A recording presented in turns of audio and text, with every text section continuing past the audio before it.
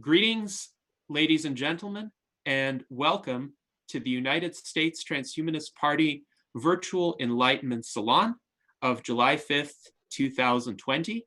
Today, we have a special guest with us, our newly appointed foreign ambassador in Australia, Peter Xing. Now, Peter Xing is a renowned transhumanist speaker and technologist. He's a keynote speaker on many areas of emerging technologies. He focuses on helping individuals and organizations navigate disruptive technology and innovation.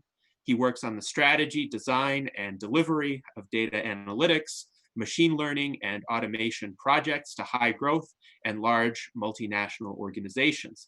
He is also the co-founder of Transhumanism Australia, a community of technologists who work in and create positive impact through emerging technologies. Peter speaks on transhumanism, artificial intelligence, blockchain, the Internet of Things, biotech, nanotech, health tech, and other emerging technologies which help humans overcome the limitations of biology by augmenting and enhancing our intelligence, healthy longevity, and well-being. So Peter is our special guest, and as I mentioned, he was appointed to be the US Transhumanist Party's foreign ambassador in Australia just a week and a half ago. So we're excited to hear an update from him as to developments in the area of transhumanism on the Australian continent. Now, joining us from the US Transhumanist Party officers today are David Shoemaker, our Director of Applied Innovation, Pavel Ilin, who is our Secretary, John Carrots, who is our Director of Energy Issues, Art Ramon Garcia, who is our Director of Visual Art, and of course, our 2020 US presidential candidate and Director of Marketing, Charlie Kam. We are pleased to have everybody here, and live long and prosper. And now, let us delve into the substance of our conversation. So, Peter, you have been at the forefront of discussing and advocating transhumanism in Australia for many years. And we are curious in the United States, how is transhumanism received by Australian audiences? What generalizations can you make about that? Sure thing. It's a pleasure to be here as well, and great to meet the entire US team. And it's a pleasure and honor to be part of the Australian and foreign ambassadorship.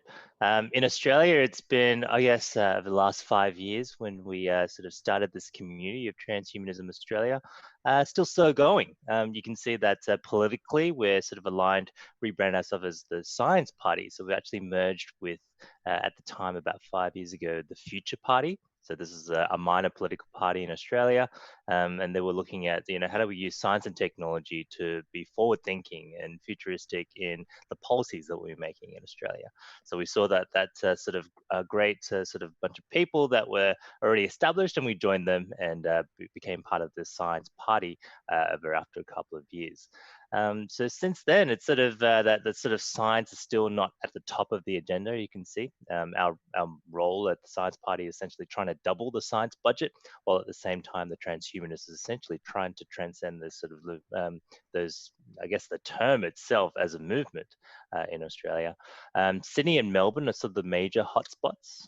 In Melbourne, we do have the Science, Technology, and the Future guys with Adam Ford, who does the regular meetups as well. And I think transhumanism is probably still sort of thought of more in the States. When we talk about it, we refer to the guys in Silicon Valley, being Ben Goetzel, for example, just being on the Lex Friedman podcast and on Joe Rogan, and you see the sort of technologies that have been sort of transcended around by Elon Musk and a few others like that. So we're still sort of referring to what you guys are doing in the States. In Australia, we do have sort of a comparative advantage in deep technologies.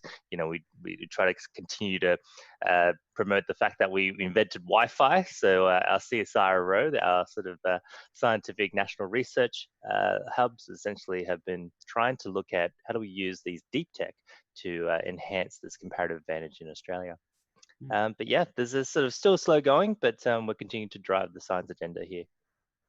Well, excellent. And I would say it's slow going everywhere in the sense that transhumanists in general are still a fairly small community, and we are an active community.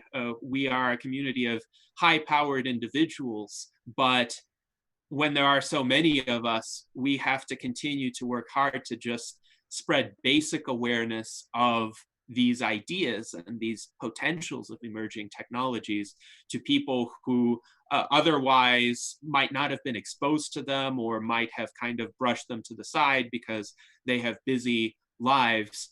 But in my impression, even in the United States, the basic challenge is just a fundamental awareness challenge rather than some sort of deep-seated hostility among the public to these ideas. Would you say that's your impression as well? Yeah, definitely. I mean, there's so many things that people would have their minds on, whether it's taking care of the kids, paying the bills, just getting day by day.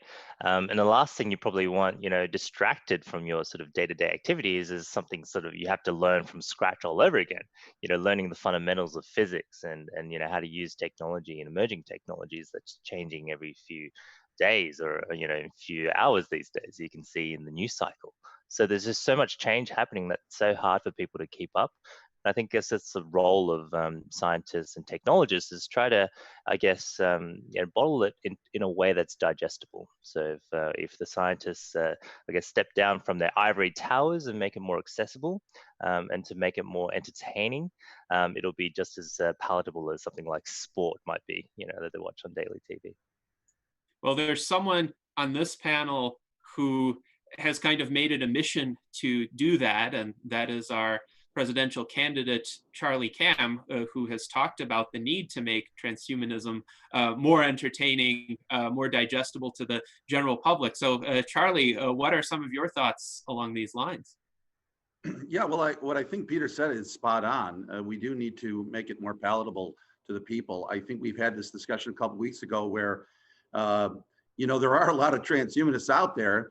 They just don't necessarily refer to themselves as transhumanists. I mean, Ray Kurzweil, he's a guy I've known for a long, long time. He doesn't really call himself transhumanist, but pretty much everybody in the transhumanist community considers him a transhumanist. So, and as Peter just mentioned, Elon Musk is clearly, by our definitions, a transhumanist, right at the forefront of a lot of things that we believe in. So, it's kind of like just we have to connect that term. We have to make that connection so that people start to realize, oh yeah, Elon Musk is a transhumanist, and maybe that's kind of how we have to start saying it. These are some transhumanists, and just proclaim them on our own that they are, because they fit our description. And if they have any objections, maybe that'll be a way to lure them in to have a discussion about why they are, and then when they agree, they'll start promoting it. Yes, indeed. Yes, indeed. And I'm also intrigued by this alliance that Transhumanism Australia has formed with the Science Party. Now, how many members approximately are there in the Science Party in Australia? There's about 1,000 members at the moment. So we have regular paid donors as well. So that's sort of, we recently did a by-election, which is when one of the sitting members in Australian Parliament essentially retire or have had to step down. So this is near Canberra and Bega, which is where our capital city is, even though that's not where most of the population is. So it's in sort of rural Australia, and we just had a candidate, James Jansen. He's the deputy leader at the Science Party, run in that electorate.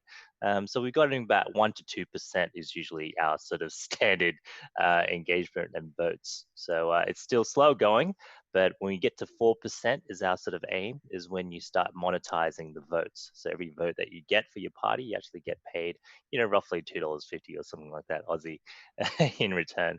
But that's a sort of what we're aiming in the momentum that we're trying to gather. Mm-hmm. And that seems to be attainable. It does seem like you're making good progress toward that. And furthermore, there are some opportunities within the Australian political system that don't exist in the United States, because it is a friendlier system, per my impression, to minor political parties. For instance, Australia has ranked preference voting, which we do internally within the US Transhumanist Party, and which we hope to spread in the United States. but it will take some time for that innovation to take hold. So do you think innovations like ranked preference voting are helping the Science Party get noticed and get some degree of favor from the public, even if they would prefer some different party? At least they'll put the Science Party somewhere high up in their rank ordering. Yeah, that's exactly right. So, typically people say, oh, don't vote for minor parties, it's just a waste of vote. But essentially, well, because of the ranked voting system, you can put us first, and then, the ones that you expect will win is second, the ones that you're aligned with. So this way, at least it drives the science agenda. And sort of building up that momentum for these minor parties to actually get the right policies out in place. And seeing, what Andrew Yang has done in the United States, pushing for that ranked voting system for the Democrats, and hopefully he'll also look to the Transhumanist Party as well for guidance on some of the policies in the future. Those are sort of the things I really like to see the innovation happening in politics in general. I think some of the direct voting technologies as well, sort of direct democracy. In Australia, we have another minor party called Flux. So they're essentially a technology platform that allows for that direct voting, democratized, sort of on a policy by policy level. You might not agree on everything that the party says, but if you like a particular policy, you vote for that policy through the app. So it's that distributed application that allows for that secure voting. The way that it's trying to integrate with how the current political system works in Australia is that if they are able to elect a single member into Parliament, whether it's the lower house or the upper house in Australia, it means that that particular representative of Flux needs to vote in line with what the direct democracy voting has performed. So every policy that's actually got the majority, it needs to go through that. So they are essentially just a real representative of the people, as opposed to just being voted in and doing the things that they might say they do, but they don't. Mm-hmm. Yes, and it's a great concept with Flux, the idea of policy by policy voting. It's a concept we have sought to emulate in our internal US Transhumanist Party votes with our platform planks, where members do vote on each individual platform plank. They propose alternatives. There's a rank preference vote that happens for each ballot question.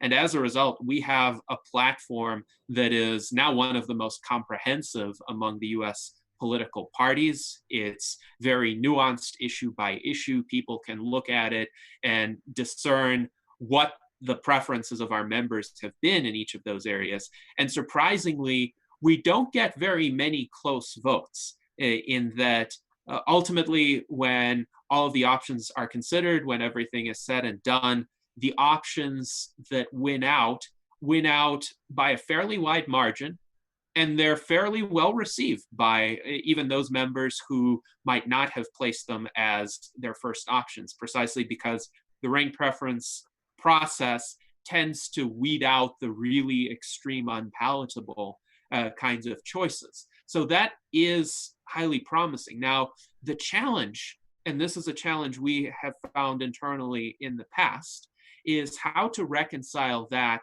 with the more traditional model of voting for candidates, in the sense that a candidate is a package of positions, ideas, personality traits, etc., whereas individuals might agree with some of the views of the candidate, but not others.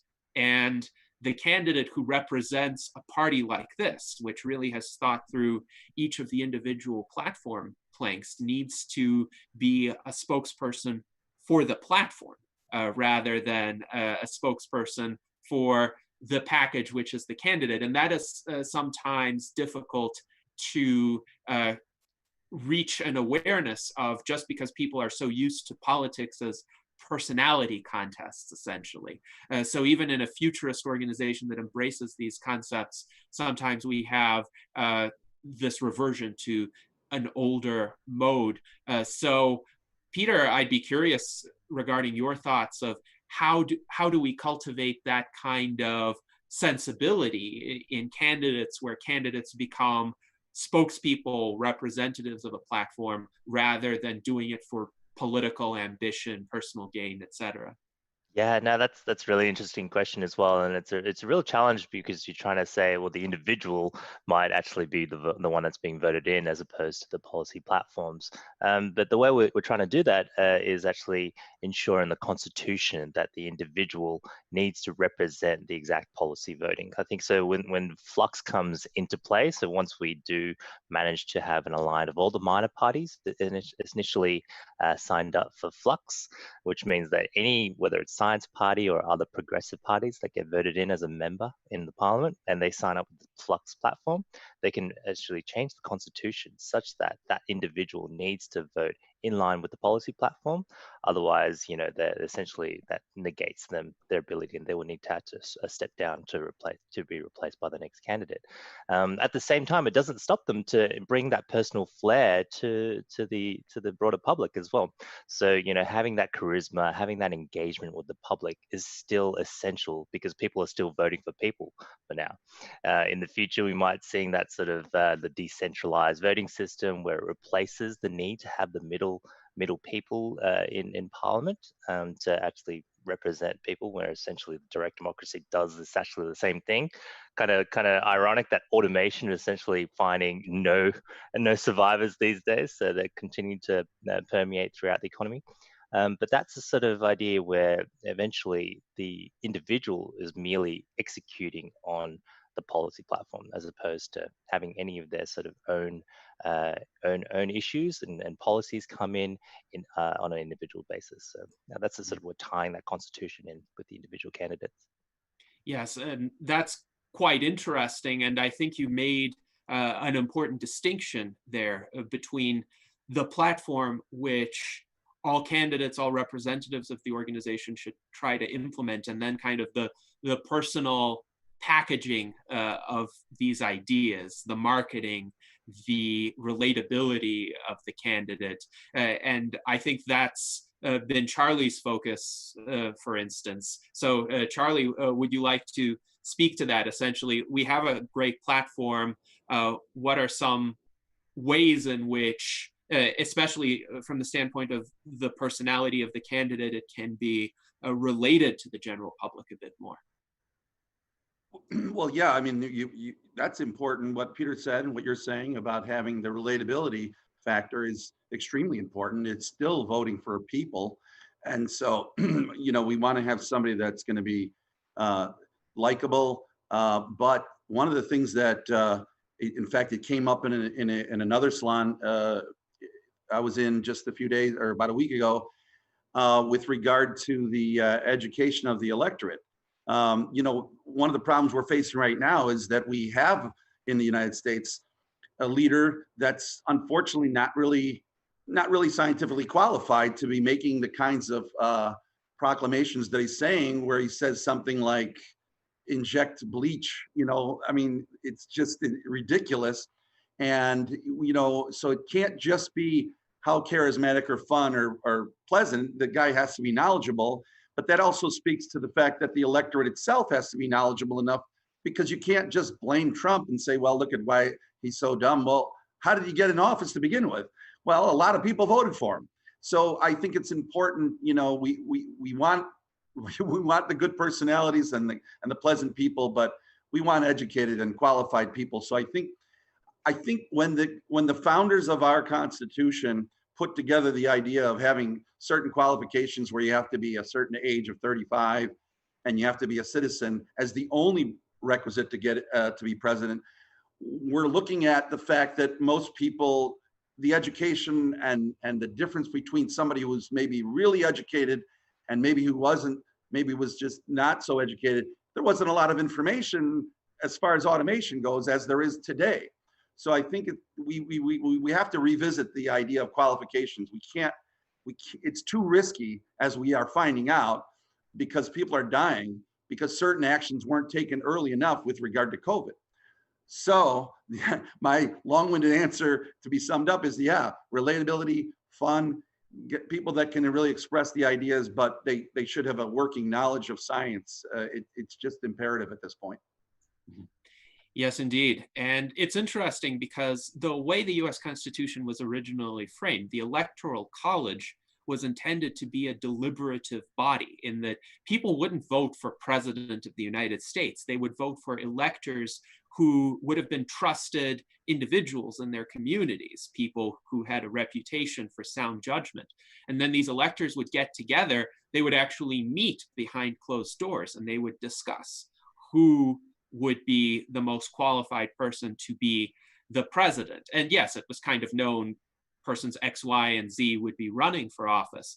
But the elector's job was actually to have a conversation about qualifications and determine, is this person really someone who will exercise sound judgment?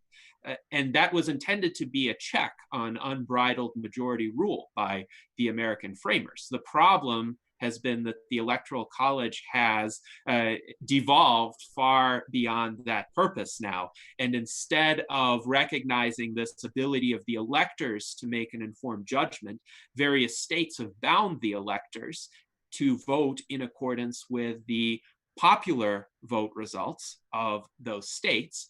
And what results is essentially a system that kind of has a skewed demographic emphasis, where certain states have outsized influence relative to their population, whereas other states, no matter how large their population becomes, kind of have a diminished influence. And at the same time, those electors who try to represent the true spirit of the Constitution by voting however they personally believe is prudent to vote, they will sometimes get sued by their states.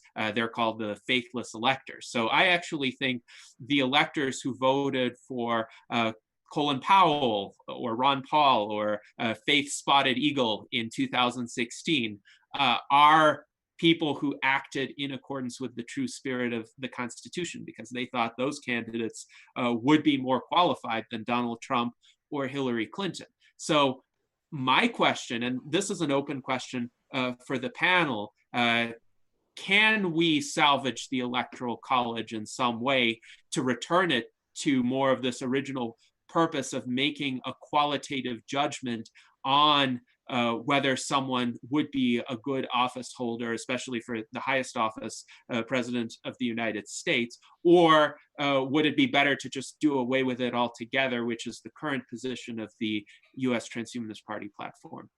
Yeah, I'd like to weigh in on that. I think you gave a very, very good summary of the history and evolution of that. And I'm wondering how many people listening to this, maybe this is the first time they've been exposed to that. Now, I'm a bit of a history buff myself, and I like that, and I like constitutional history.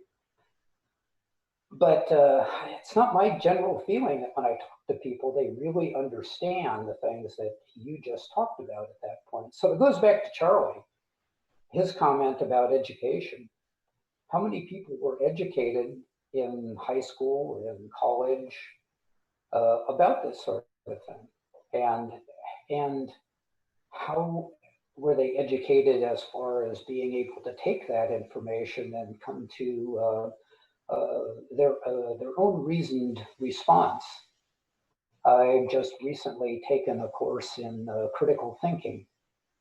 Not my first time around the block with that, but the reason I took it again is I wanted a fresh set of eyes on it. And without critical thinking skills, even that great introduction that you gave to the history, I think, could be lost on a great many people. So one of my passions is to see how we inject education, maybe an appreciation for history, and critical thinking back into the mix. So the open question that you asked there, that's the avenue that I'm coming at it from. Yes, absolutely. It's important to cultivate education and critical thinking. That will lead to better decisions by the electorate and by the electors who get chosen. But of course, it's a long road, certainly from here to there, based on our starting point right now. So Charlie, you've also emphasized education in your previous remarks. What do you think are some strategies that can be followed both in the short term and in the longer term? Well, I think, and to go on with what David said, is I think it's important that we put courses in logic and critical thinking right into grade school. There's no reason that little kids can't figure that out. I mean, we've had brilliant children who have composed amazing musical works, as you well know, that are the kids are like little sponges, and they can absorb amazing stuff, and we underestimate their abilities. I mean, look, parents go to their kids to figure out computer problems, so we really need to really educate the younger people and get the electorate to the point where they won't make the mistake of picking somebody that's foolish. But I think as far as the Electoral College goes, the problem that we're going to face, and the reason I think the USTB doesn't like it and wants to kind of get rid of it, is because there's obviously going to be too much corruption at this point. I mean, it's hard enough to weed out corruption as it is. Corruption in the sense that there's a duopoly, and there's so many things that could go wrong that I would rather, and by the way, trying to get rid of that is going to be hard. That would take probably a constitutional amendment from what I've read. So, it might be, there's got to be some other way, but I think having people smarter just at the earliest stages will not only benefit the Electoral College in our elections, but everything in society. Mm-hmm. Yes, indeed. And it's interesting to think if all children these days were educated in the same way that, say, Alma Deutscher was educated, and the parents would put in that kind of effort, it would be individualized, it would cultivate those children's capabilities, we would be living in a much different and far improved world. And for those of you who don't know, Alma Deutscher is a child prodigy, composer, pianist, violinist, who can do these amazing improvisations when given just a few notes. And she had been like that since age 3. And her parents were very serious about essentially allowing her to use her full potential and letting her develop her skills. And they're not rigid or controlling, but there's a lot of content out on the internet regarding their educational philosophy and approach, which is quite fascinating to consider. Now, technology has a lot to do with educational possibilities, especially in a world of physical distancing where that is the main recourse for people right now. So Peter, what are some of your thoughts on educational technologies that are here or on the horizon, how they could help bring that vision about? Yeah, sure. And I just want to note that Charlie made a great point, and also David, around that sort of education for the public in terms of trying to elect someone, right? So Donald Trump is a symptom, not a disease, essentially, of the general public. And it's sort of, yeah, we have to teach the kids, but also at the same time, we need to teach the adults who are teaching the kids at the same time. So the work we're doing at Singularity University is trying to spread that sort of continuous knowledge of learning and growth into adults. So it's never really just a kindergarten to year 12, as you would say in Australia. It's a continuous lifelong journey of education. And, the technologies that have been made available today means that the education is abundant. You can just go to Google or YouTube, you can learn anything you want at the touch of your fingertips. And as long as we can spread that connectivity, the energy, and the sort of basic needs to the rest of the world, that's how we can actually uplift the 7.5 billion people on the planet, and continuously do that. So, we see Starlink and, some of the other technologies. OneWeb unfortunately had its hiccups, but it's essentially got a second wind, hopefully, to spread those satellites to circumnavigate the world and be able to beam down 5G level internet to the world. And sort of how we can do that with stored energy and renewable energy to be able to bring on the grid, smart grids all around the world, allows any child, any adult to connect to that global collective knowledge of humanity. What we're seeing more now is that due to the lockdowns, that people are engaging more in these activities. So whether it's the free online courses, the MOOCs, but also using virtual reality to actually get engaged. The companies like HTC Vive have just come out with the Office 365 for VR. They're calling the HTC XR suite, the Vive XR suite. So they have everything to do with whether it's Vive sessions, kind of like if you want to attend an event or a virtual event, you can use this platform called Vive Sessions, which is essentially white labeling a company called Engage VR. So this is one of the successful ones that have actually kind of like PowerPoint for VR. You can actually go in, but also bring 3D objects and feel just as immersed. So, all the dinosaurs they can drag and drop in, any 3D models they can download from the internet, you can now just drag and drop into this environment and actually feel immersed with these digital avatars and also these 3D objects. And that just brings up the connectivity and engagement of all the people that you're trying to teach. There's also social VR, like VR chat, that they've white labeled called Vive Socials. So now essentially you're actually able to still connect with other people rather than just physically distance. You're still able to socially connect with other people all around the world.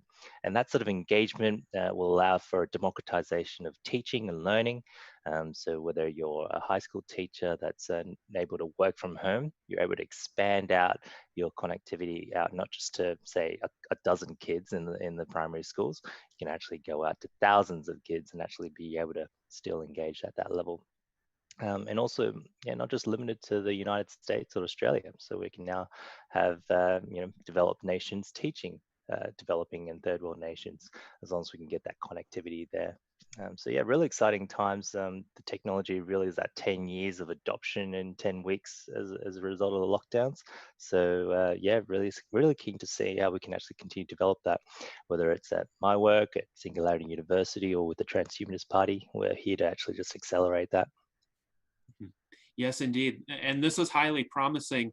Virtual reality in educational settings for kids. Do you think it could replace physical classrooms altogether, even once lockdowns are lifted? Would there be a recognition that if you can have a fully immersive experience where you could even simulate a classroom where you're sitting at desks, except you can join from all over the world? And furthermore, you don't have to have segregation by age groups anymore. So people of all ages all over the world could come in and participate, and we could once again have this intergenerational knowledge sharing that has been lost with this factory model of schooling that had taken place over the past 150 years or so.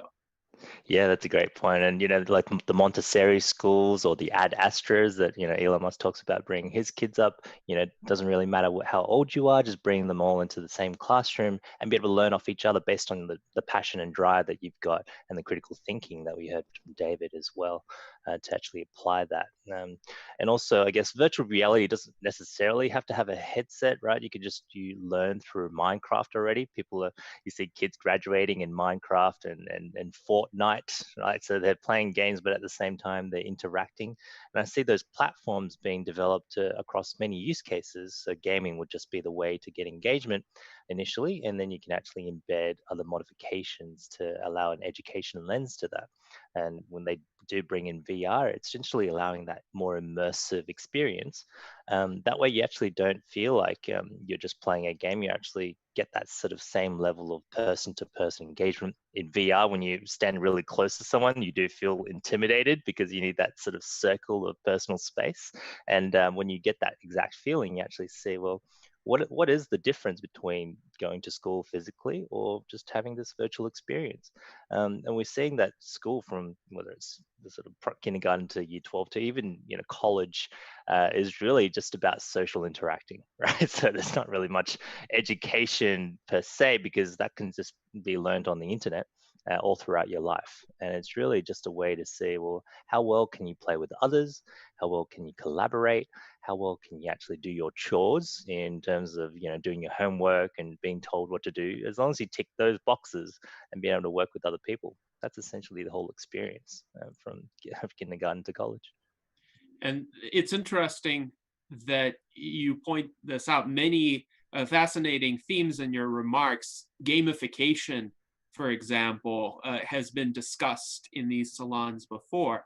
And that seems to me to be a prime strategy for making learning engaging, even making learning addictive, so that people want to expand their knowledge base. They want to learn new skills, learn about new developments in the world, because it's presented in an entertaining format where the structure kind of guides the learner along. With games, you have these rewards along the way. You have these tasks that you accomplish, and you see the consequences of those tasks. Sometimes in day-to-day life, there's a bit of a disconnect, because the actions you take, they could have consequences many years down the line.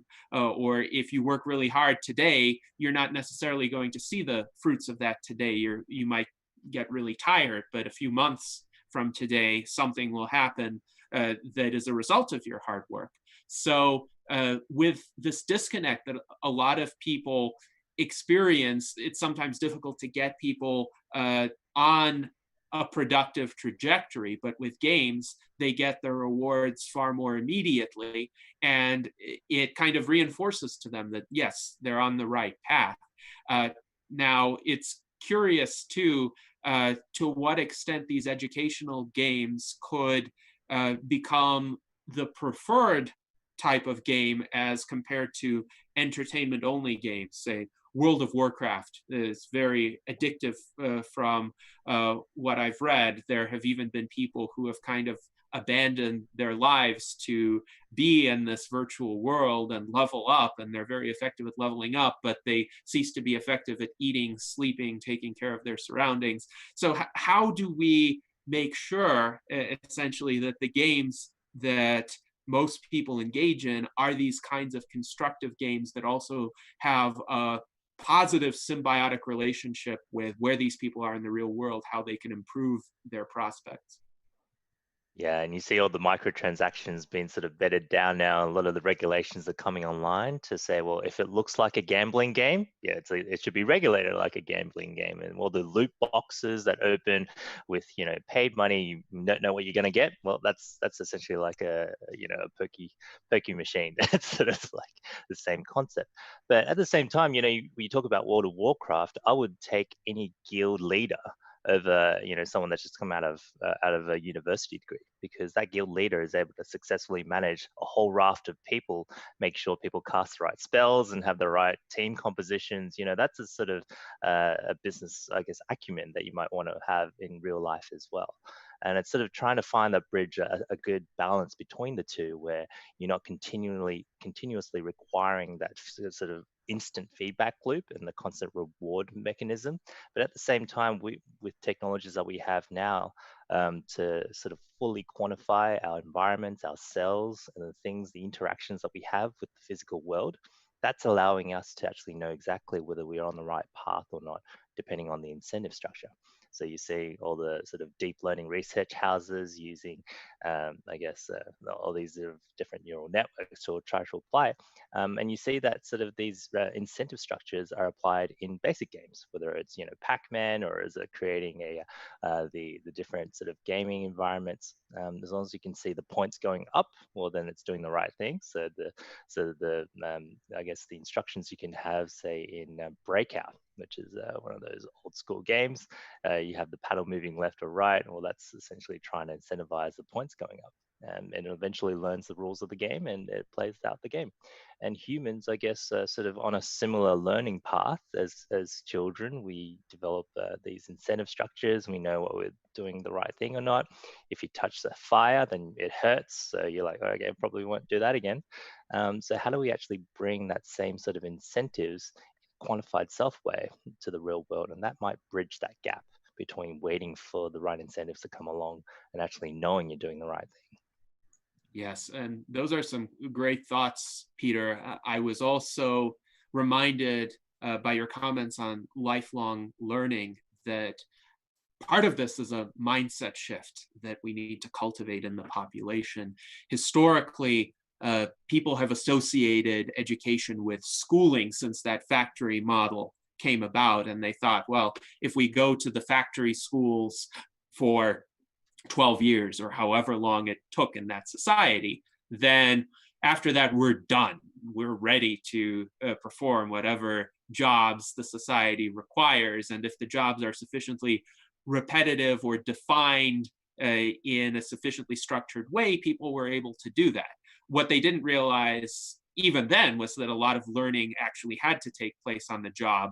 And a lot of that learning was not general academic learning, it was more specific learning about the organization and its processes and how to effectively accomplish things within the context of that organization. But they kind of generally just associated that with, quote, professional experience. They didn't even see that as education per se. But now there has been this necessary shift to lifelong learning where, because the job market is changing, the composition of jobs is changing, people have to constantly update their skill sets and stay abreast of new developments. At the same time, I would say lifelong learning is a good thing. It's an ideal to strive for because you don't want to stagnate. You always want to develop yourself as an individual. You always want to expand what you're capable of doing. Now, my question for you, Peter, is in this emerging transhuman era, do you see many people catching up with that ideal of lifelong learning, or do you still see a lot of resistance from people who think, oh, I went to college 25 years ago, I'm done, I should be able to function in the world just as I am? Yeah, no, that's a great question. And you see, actually, there is a huge struggle out there because not everyone is able to retrain just as easily as someone that's just gone into university. You know, you think about the broad spectrum of the population, you know, there's not only in terms of age group, but also background education. So the people like, say, truck drivers in their mid-50s, you know, they've never really sort of had an interest in education in the first place, I guess, to an extent, depending on the backgrounds. But trying to ask them to retrain and learn how to code, like, you know, who are we kidding? So, you know, Andrew Yang makes the actual data point saying that it's actually only, you know, 5 to 10% of people that actually successfully retrain out of those particular exercises. So what do we do about an economy that's shifting so fast that there are going to be people that are left behind in the transition? So yeah, that's why sort of the universal basic income concept and the argument he continues to bring out. At the same time, you know, as transhumanists, we are all about continuous learning and all about augmenting ourselves to essentially being able to adapt to any challenge that faces us as a species, and in the future, merging with technology to, you know, tackle those sort of environments. So I think, you know, democratization of technologies like brain-computer interfaces will be one of the solutions to actually help people, you know, not just learn new things, but also adapt as things no longer are based on facts, factual, you know, things that you need to memorize, but apply the critical thinking that David referred to earlier to actually tackle these new problems that come along. You know, just learning to code isn't going to be sufficient because there's a lot of tools out there that automate the coding in the first place. You know, whether it's even machine learning. If you're a data scientist right now, you'd be worried that a lot of the repetitive things that you do in data science is being automated away by software in terms of the automated machine learning solutions out there. And so, you know, nothing is safe, like nothing is sacred. As long as you can actually codify that knowledge, then it becomes not only exponential technology, but also repeatable, automatable by software. So as humans, we need to continually to grasp towards what makes us human in the creative sense, but also eventually as machines able to repeat those things, be able to integrate with machines to do those things even faster and better. So for us to transcend beyond our biology is, I guess, transhumanism 101. Mm-hmm. Yes, indeed. And you mentioned this creative human ability and the need to essentially continually develop oneself so that one is protected from the impacts of any repetitive aspects of one's work being automated. And I have liked to use the phrase creative judgment in the sense that at some points in a given project or in one's career, one makes certain decisions that aren't repeatable, but that employ this human creative faculty. It's what do I do next in a strategic sense on this project that brings in a multiplicity of disciplines? How do I approach this challenging task? And after you've made the decision, certain aspects of the implementation could be repetitive, but it seems that this fundamental ability to make the decision correctly and have a high quality of outcome. That's an area in which humans are going to continue to excel and have that consistent advantage, because the algorithms, the AI systems, they're going to be domain specific for a long time until we have artificial general intelligence. But the human can bring in this cross-domain thinking and creative judgment. What do you think about that? Yeah, no, I totally agree. And I think we're pretty much the last mile validations, the human in the loop with these algorithms. So, say take a radiologist, they go through hundreds of scans, whether it's X-rays or MRIs every single day. And, they've actually done an experiment where the same radiologist has made, the two different decisions, whether it has cancer or not, based on a scan in the morning and in the afternoon because of their tiredness level. So same with autonomous driving, with the radiologist, it's that the machine can actually recommend a certain decision. It has the collective knowledge of all specialists that's been training the system. So it's guiding this individual radiologist on whether to make the right decision or not. They still have the experience to sort of capture that last mile because the machine learning might not be 100% accurate. Like it's pretty hard to actually have a model that actually does that, which is actually impossible. But 99.99%, the last 0.01%, that human might come in the loop to say, well, that's actually wrong. Based on my experience, even though I might be a little tired, I know from a fact that there's that sort of creative element to actually see that that's a variance in the algorithms. But I think eventually, like you say, with artificial general intelligence, we'll get there. It's just that I feel like that's our role in the future, being able to validate these last mile probabilistic exceptions in the training data. At the same time, we'll continue to apply that, whether it's autonomous vehicles. We're seeing that level 5 is pretty hard to obtain after all this hype with autonomous vehicles. And we're seeing companies like Comma AI, founded by George Hotz, the guy who hacked the iPhone. He's also, I guess, in a transhumanist sense, I'm trying to get him on board with the terminology, but he has actually developed a platform, an open source autonomous driving platform called Open Pilot. And his company sells the devices that runs this open source autonomous driving platform. And they're targeting level 2, so essentially like they're comfortable level 2, meaning that they just want to make driving chill.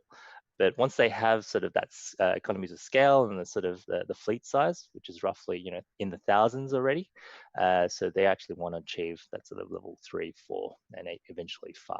At the same time, it's crowdsourcing human training data, because you have it as a dash cam, you disengage the autonomous driving system when it feels like it's not doing the right thing. But it's using the latest advancements in AI and in neural networks. It takes a picture of what the car sees in front of it, and it asks the question to the system: do you want to turn left? Do you want to turn right? Do you want to brake, or do you want to continue driving? So that's a sort of, I guess, basic feature set that we use our human eyes for in our brains. That's where humans continue to train the data. Yes, and that's fascinating how human experience gets crowdsourced to train the AIs to deal with these more difficult, nuanced situations, driving in bad weather, in kind of ambiguous traffic conditions, which are the obstacles right now to the development of level 5 autonomy. If you just have a clear day on a highway, autonomous vehicle can handle that just fine. But what if you have a blizzard and something white that happens to be the back of a truck that's in the middle of that blizzard? That's a bit more challenging. So a lot of great themes have been raised so far in our discussion, and I'd like to open this up to the USTP officers in terms of their thoughts on education, gamification, incentive structures, the effects of automation, what can be automated, what can't, and how humans could remain relevant and keep up, so to speak, and how there could be, let's say, enough areas of work where humans would retain the advantage. So anyone who wants to weigh in on these issues, feel free. Yeah, I think I want to go back to fundamentals of education for just a minute. As we were talking, I was thinking about professions like mine and others that require continuing education every year just to maintain certification, licenses, things of that nature. I think for those of us that are in those kind of positions, we readily accept the value that lifelong learning is something that we must do.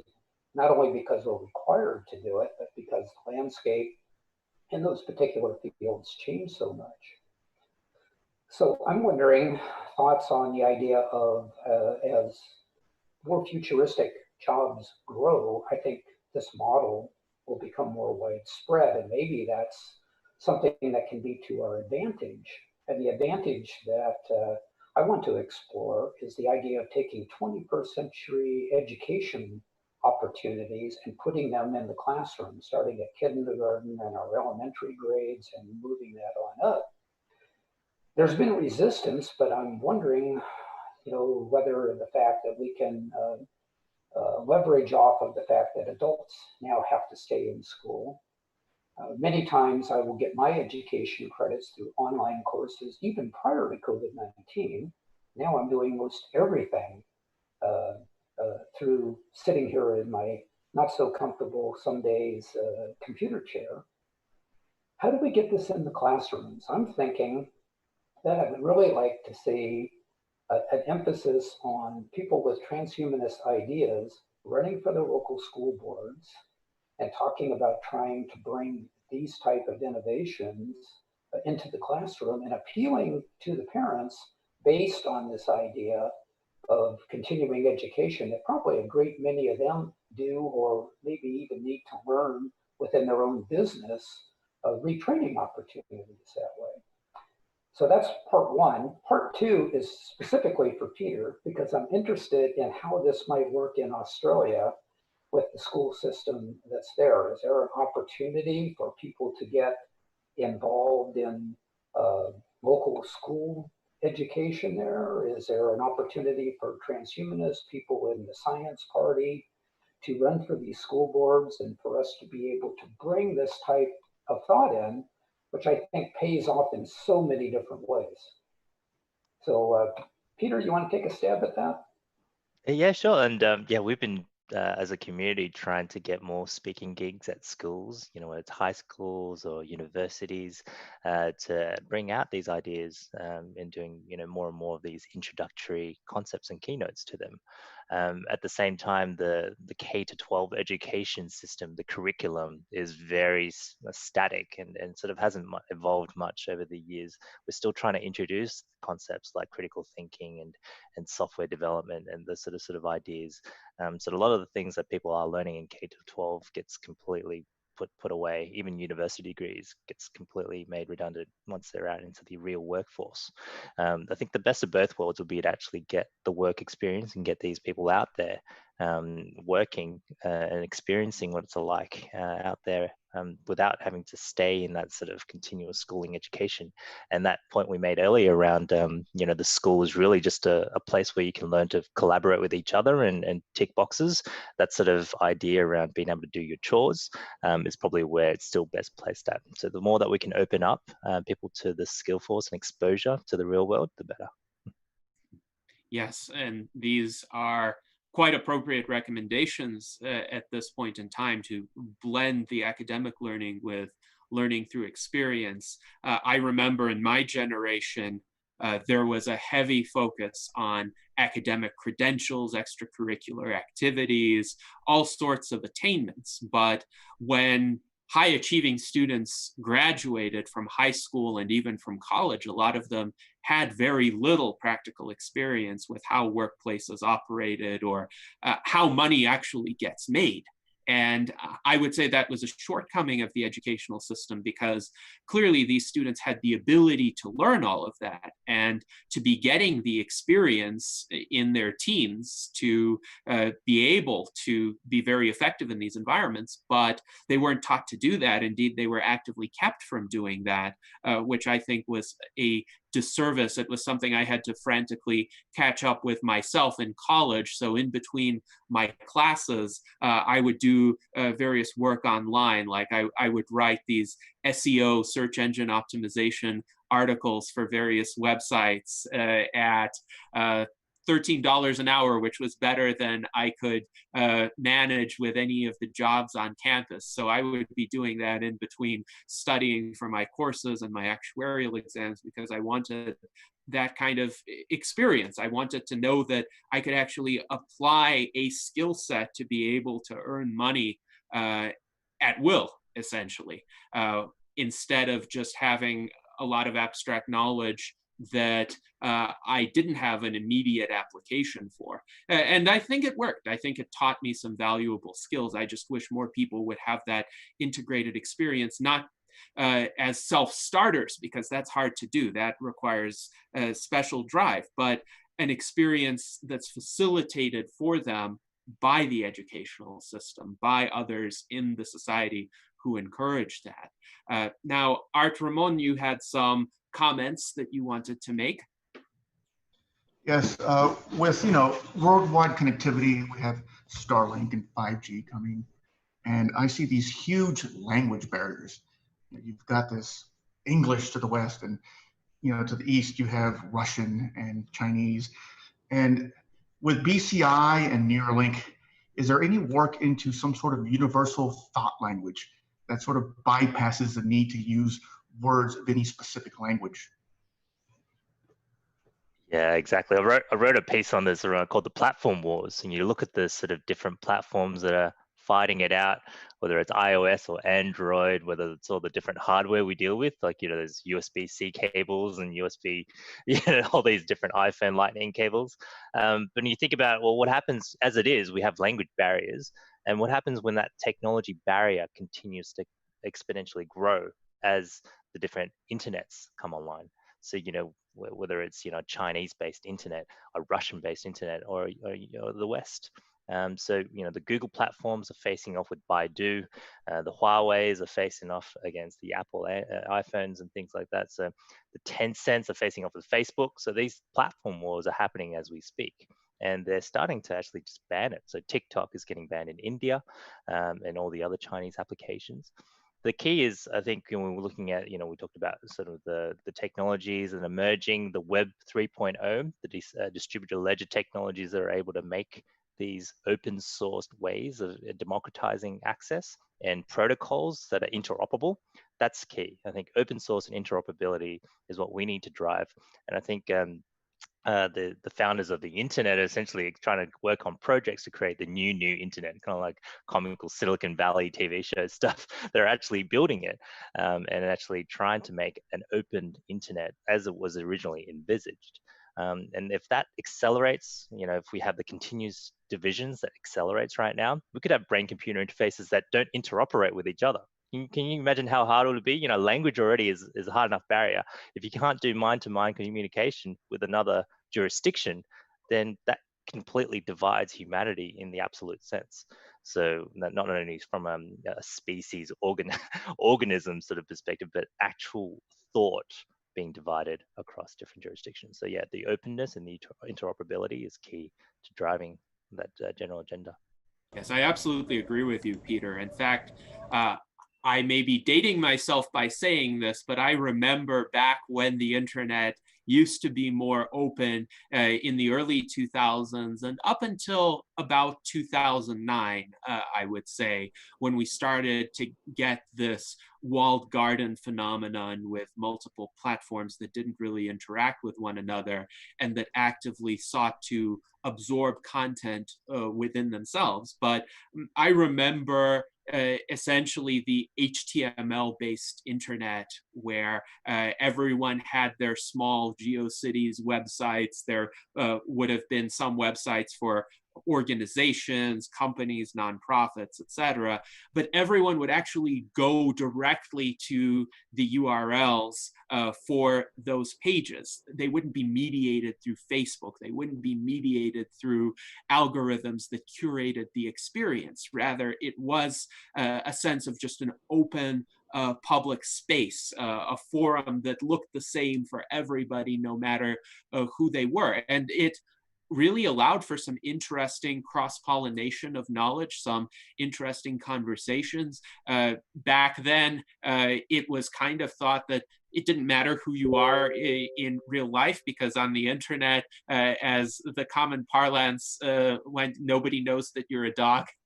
So it was definitely a more open playing field, where you could have a dog, you could have a teenager, you could have a 75-year-old from Madagascar, all on the same network, and they would all be talking to one another, and they would all be exchanging ideas. But now, with this hyper fragmentation into platforms, I've noticed even what is popular on one platform.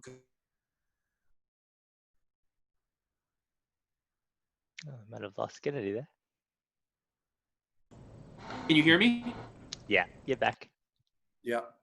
Okay, yes, my apologies for the unstable connection, but as I was saying, you these days could have multiple platforms, the same content, the same people on those platforms, yet for some reason, this content really catches on one platform, but not on the others, and it's difficult unless you actively cross-post to get something to catch on in one place, even though in the other it was spreading quite nicely.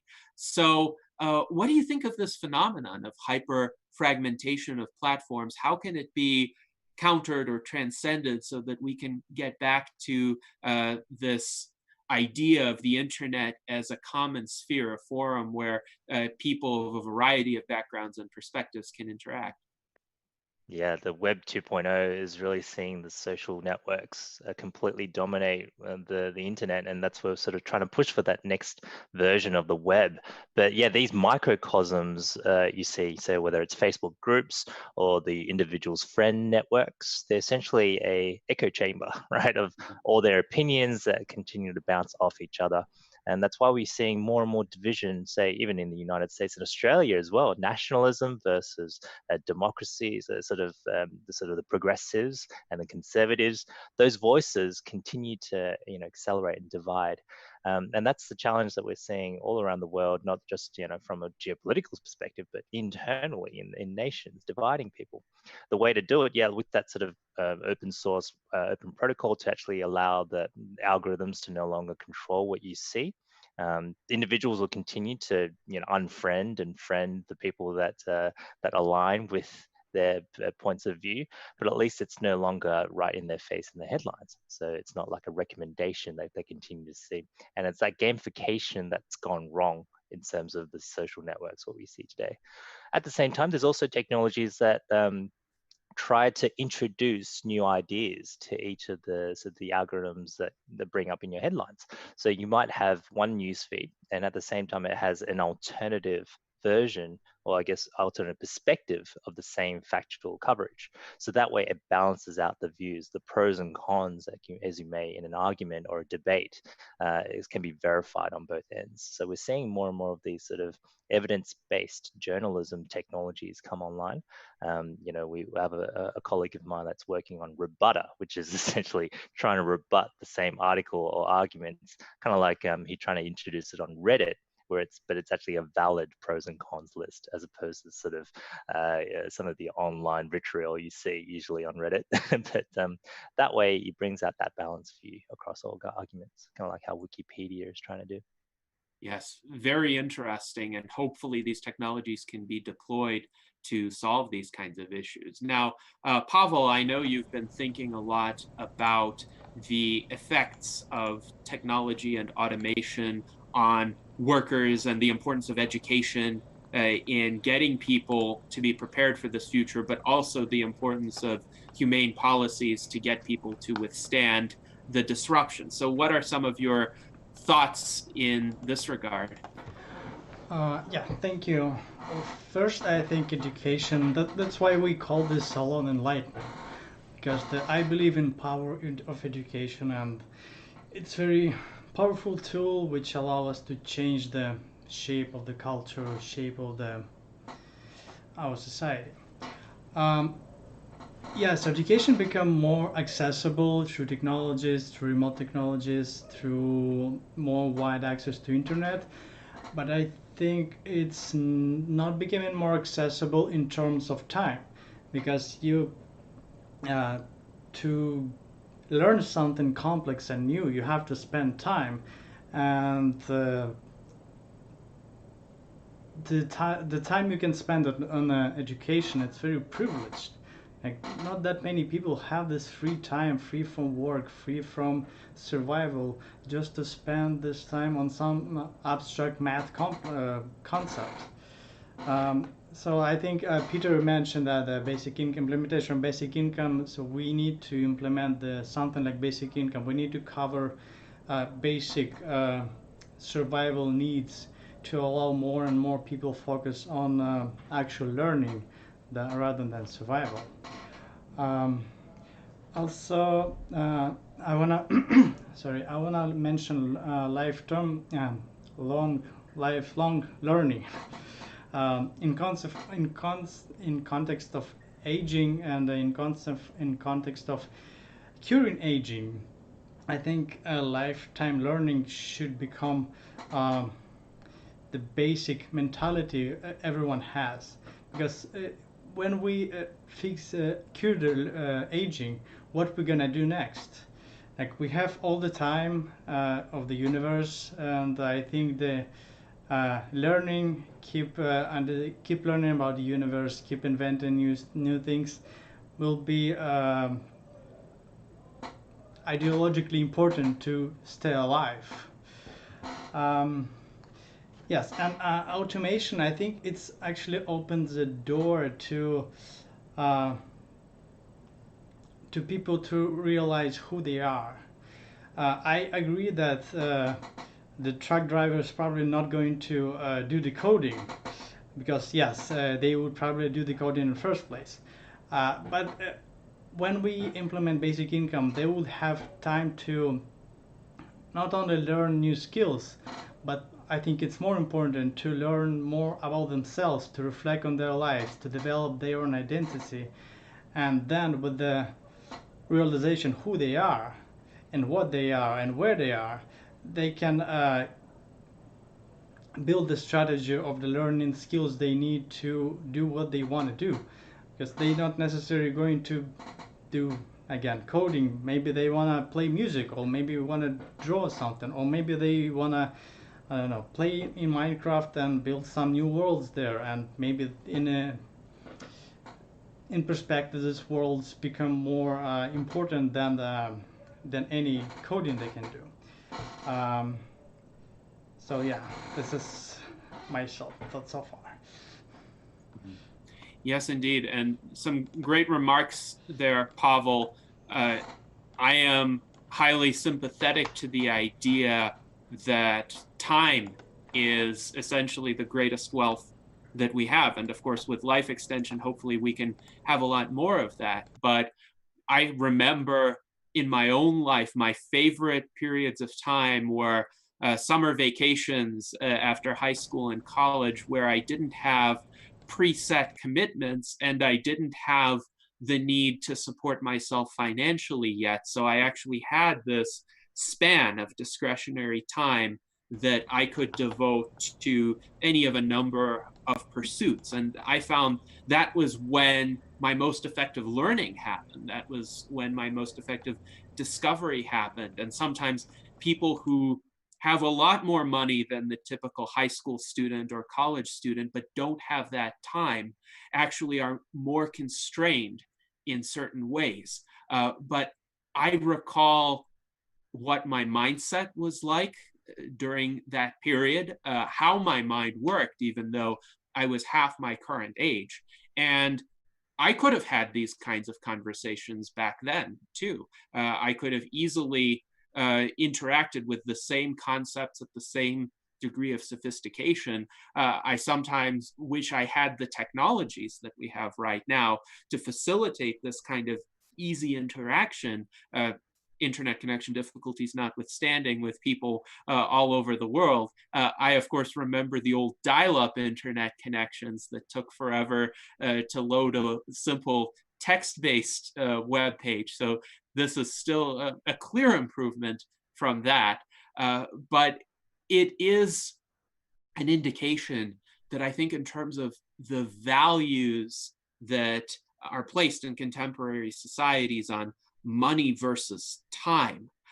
Time is a lot more important than many people realize. And for those of you who are watching this, who are a bit younger, maybe who are still students, I will say the time in your life when you would readily trade an increment of money for an increment of time is going to come a lot sooner than you think.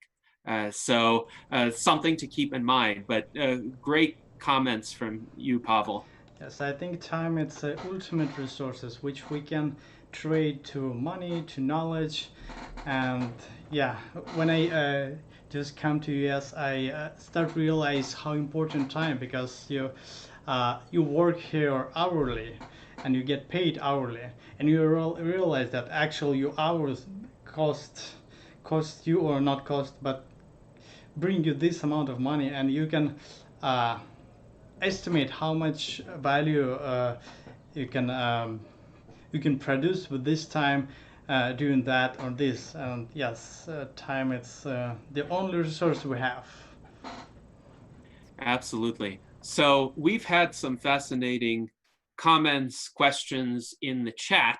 So let's go to some of those. So Mike Lazine notes, to get the Transhumanist Bill of Rights included with the US Constitution, we would need a transhumanist tsunami in state and federal American politics. And then Zara Thu asks how to generate a tsunami. Well, isn't that the major question, the major challenge that we're trying to address? So first, let's hear perspective from our foreign ambassador, Peter Xing. What do you think can help generate this tsunami in American politics or in Australian politics, anywhere in the world where we can trigger this domino effect of transhumanist policy success? Thanks, Kennedy. And I think dominoes are already starting to line up, with these lockdowns. Like we said, the digital adoption has accelerated so much in the last 10 weeks. And we're finding companies and individuals take on these technologies that they would never have chosen to do individually themselves, but they're forced to use it. It's a burning platform that people are jumping on. And I guess what we can do with this, silver lining, this opportunity amid the sort of crisis that's happening, is that how do we actually push this on and make it longer lasting post-pandemic? And I think those behaviors will naturally stick around. And how do we actually make the most of these opportunities?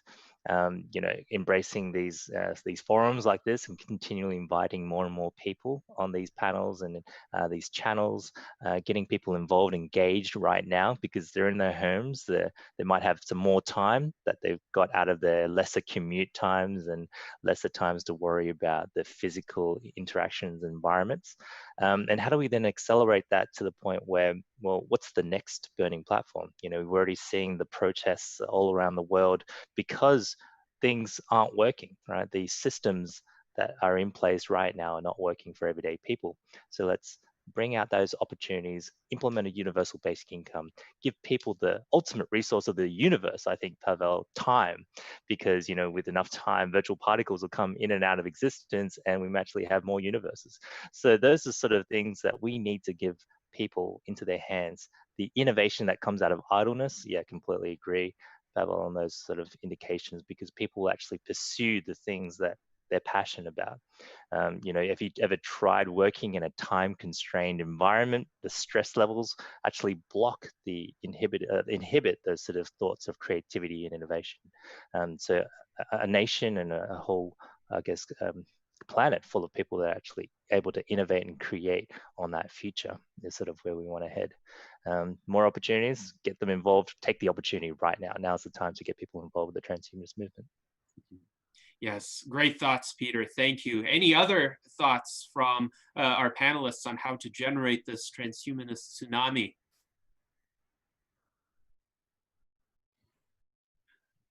I suppose this is an issue we're all contending with. So, Charlie, have you had any tsunami plans for the rest of this election season? I know it's a strange question to ask, given that. Actually, Peter kind of covered it, but it's true. This COVID situation, putting us in this lockdown, has really exposed pretty raw a lot of the issues that transhumanism and the USTP stands for. I mean, when the lockdown happened, millions of people lost their jobs, which then brings upon the idea of universal basic income.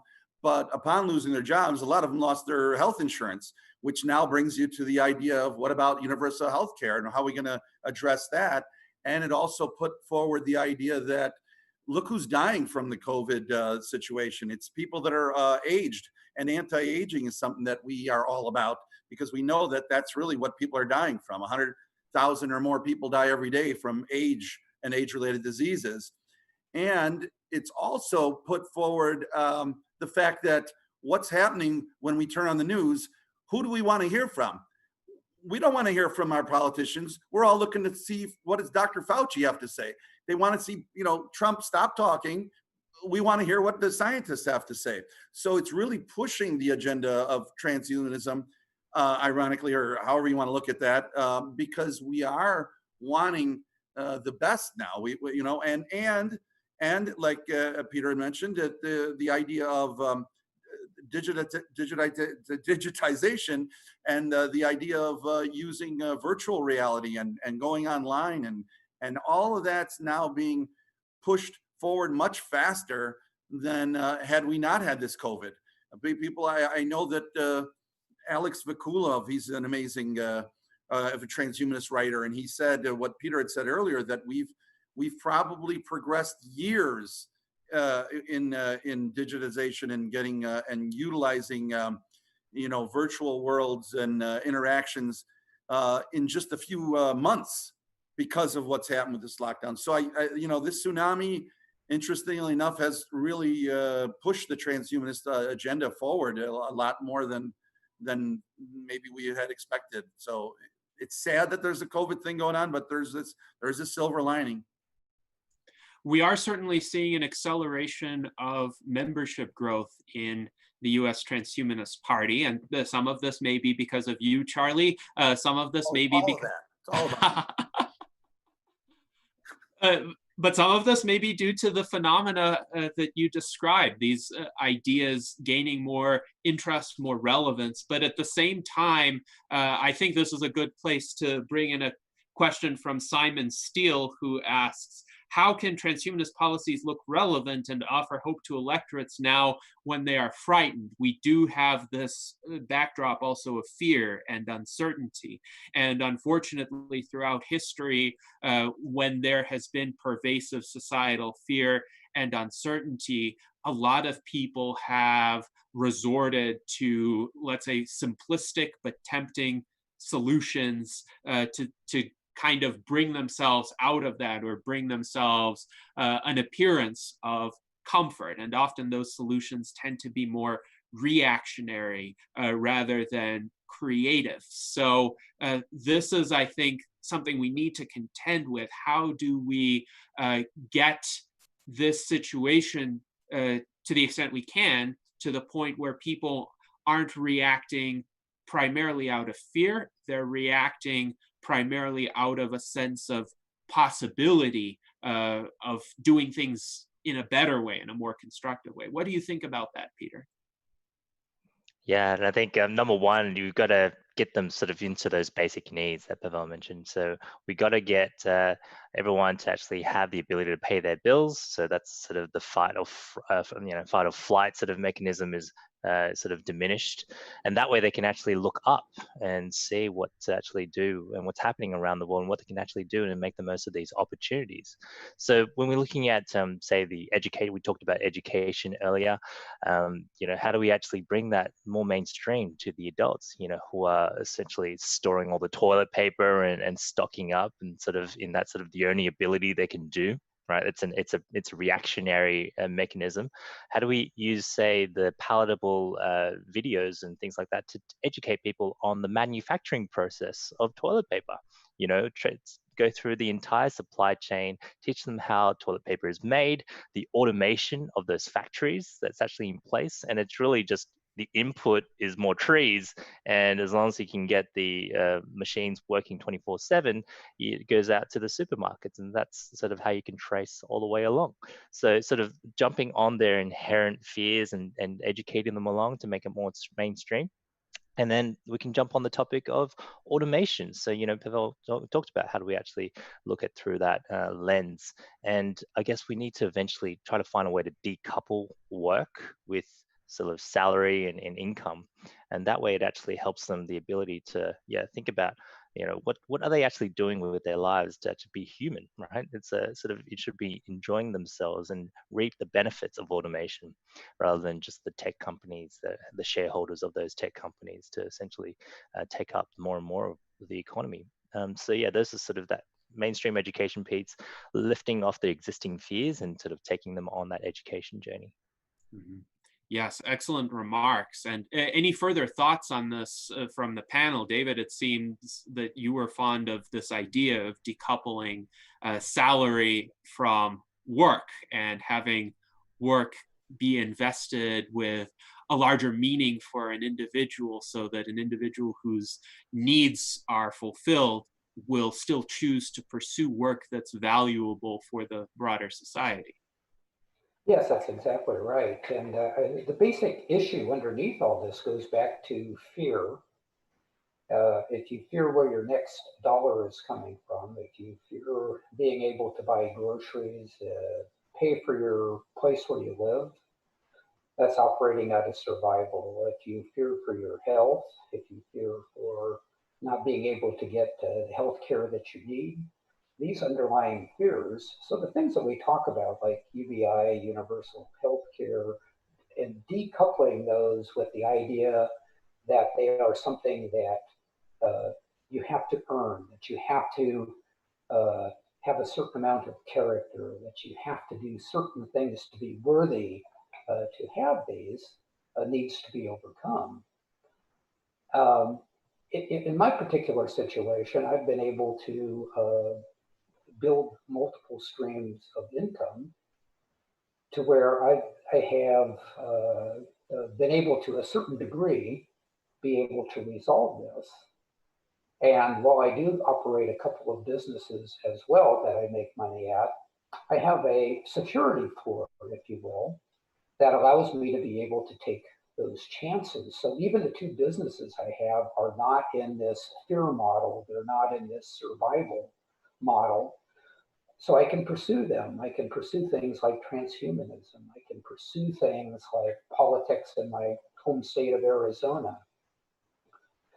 So for me, I can see the value, and being able to talk to people and explain to them that this needs to be universal is something that helps me introduce transhumanism to them as well.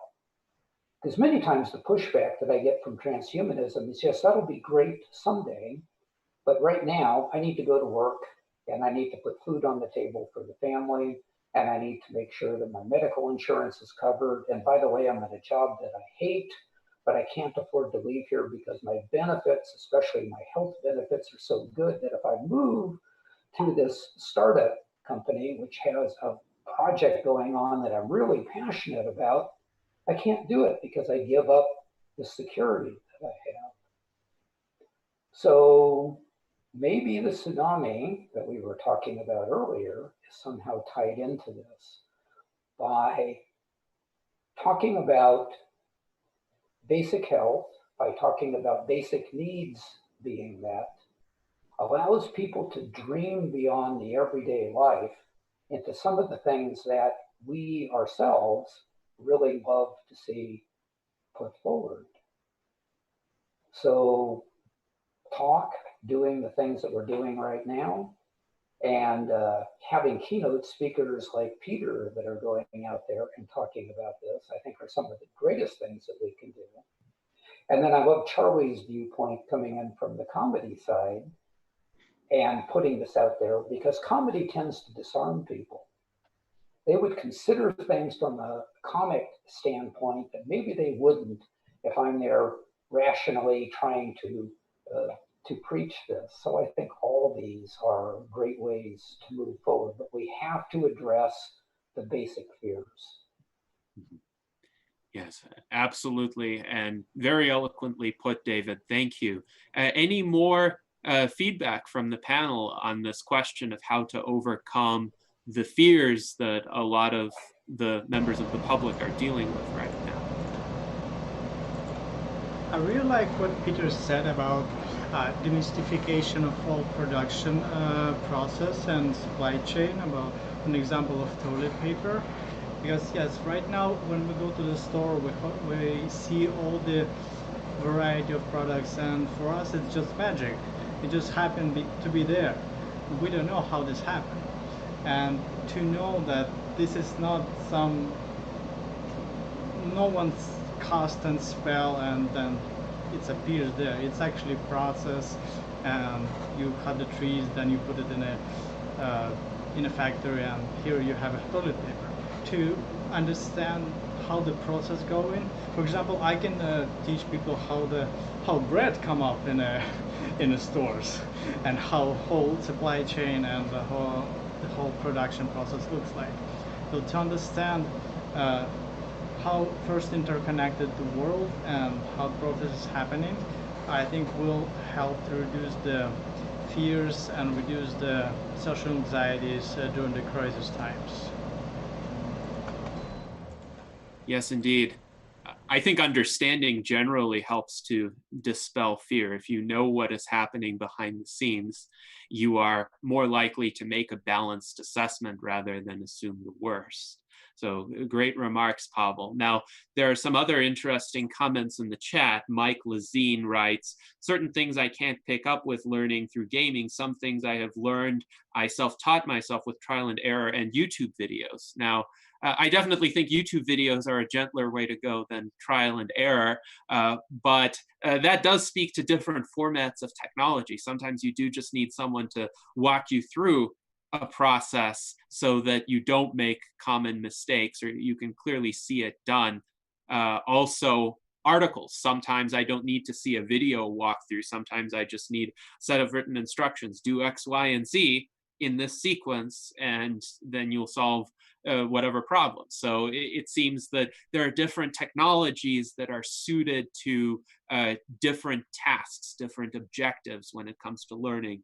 Also, Nicole Villa writes, first webinar as a USTP member. This seems more like a technology party and transhumanism as a subsection. Well, I would challenge that. I would say transhumanism is all about the application of technology to benefit the human condition. But we're not just talking about the technical aspects of technology, we're talking about the broader relevance to society and how people can live better if they intelligently apply technology. And Peter, I'm interested in your thoughts in this regard, because you're a communicator on both transhumanism and technology. How do you weave those two areas together, explore and express their essential interrelatedness to your audiences? Yeah, no, thanks, Kennedy. Yeah, and I use it as a almost as a Trojan horse. So the emerging technology, gets you into an audience of corporates and the board who want to find a way to apply it, whether it's increasing their revenues or reducing their cost.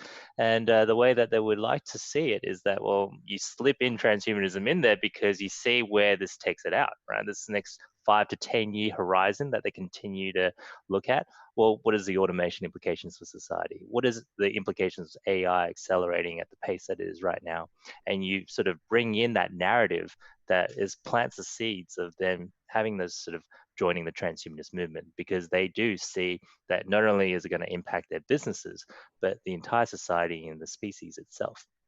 And so, yeah, this is sort of a great tool to actually bring in, whether it's going out to the mainstream media, talking about it, rather than sort of starting with the whole transhumanist movement. You start with something that people relate to immediately with technology and how fast it's moving, and then moving that topic. And I love the fact that, Charlie is mentioning, things like the aging process and how COVID is having such a huge impact only on the elderly, right? So, so the majority being the elderly. And that's a great way for us to talk about the aging process and how it's really just part of physics. And it is actually just another disease that we can treat as well. So, with the sort of the data points behind us, supported by evidence, we can actually bring in and advocate for the aging process being treated as a disease. And you can see that there are a lot of research houses that have been funded now in light of what's happening with the pandemic, because even CRISPR might be able to be used as a way to help people become immune to COVID. But that same technology can actually help them reduce the factors of the aging process. So that's also a way to help treat people from COVID by actually preventing the aging process itself. So yeah, that was a great point from Charlie. Yes, indeed. And Charlie, you spoke earlier today about essentially the main challenge being getting people to associate transhumanism with all of these areas of technology that they're already fascinated by. And we clearly see that because Peter is a speaker in high demand, corporate leaders are very interested in emerging technologies. And in the United States, if you talk to a layperson and you generally start the conversation with a technological subject, you'll be able to keep their attention for a while. So how do we essentially make the bridge to that next step and getting people to see transhumanism as this overarching framework that really helps them understand where technology is going and how technology is going to affect their lives? Well, it is about what we have, the media and social media and television and all those platforms that are available to us to kind of get it out there to people. The films and music videos that I've been involved in creating are generally lighthearted, but each one of them incorporates some sort of technology to show how we can advance the transhumanist cause, how we can live better lives, and importantly, make us better people. So I understand that what the person, the viewer wrote about. Maybe this sounds like technological talk more than more than a personal one, but really, transhumanism is about the idea of merging humans with technology to not only live longer, but to make us smarter by merging our brains with interfaces so we can think smarter. And part of being smarter, I like to believe, and I think a lot of people do understand this, that you can fulfill not only with the technologies that are out there, you can fulfill the lower levels of Maslow's hierarchy of needs, but you can aspire to the higher ones so that we can be more empathetic as people, and that we'll start to realize that if we're all going to live better, we have to get along better. So transhumanism uses technology to not only live longer, but to make us better as people, more compassionate, more empathetic. All those things are really what I want to that's what I hope for. I mean, I want to see that come. And I think that's something that we can get and we can achieve faster by merging with technology. So that's kind of why we talk about it. And I think the more there are films about it that aren't always dystopic, which I understand, Hollywood, that's in order to make drama, you have to have a good guy and a bad guy. But there are ways to do it where you can probably make it a lot more a more feel-good situation. So that's kind of what I strive for, and I hope that's what most people are hoping for too in this whole movement. Yes, and that's exactly right.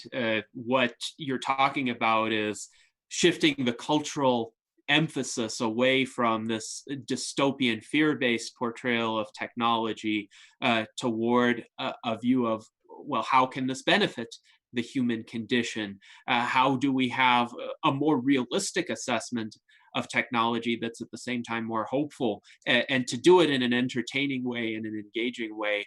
That is the big challenge and the big opportunity that we have before us. So thank you, Charlie. Now, Jason Geringer points out We should make tests for our platform so members can show that they know it, have training courses on transhumanism and government and politics, etc. Train our own members. And that's a great idea. I think we should be implementing these kinds of trainings going forward. We have the tools to do it. We just need to put in the time to design courses that are effective. But this also goes to the notion of organizational culture and the role of technology in fostering an organizational culture, because culture is about a shared set of understandings of our goals, of our values, of our processes, what we seek to accomplish when we get together in an organization. And some of that emerges organically just because a certain set of people interact with one another, they get to know one another, they build rapport. But with an organization that's very large, we get beyond what's called Dunbar's number, which is historically a group of 150 or so people with whom one interacts most frequently. And we evolve to build close connections to those people. But for any number that is substantially greater than that, we have a more difficult time because we can't build those close in-person interactions. We have to find ways to use technology to broaden the effectiveness of our communication.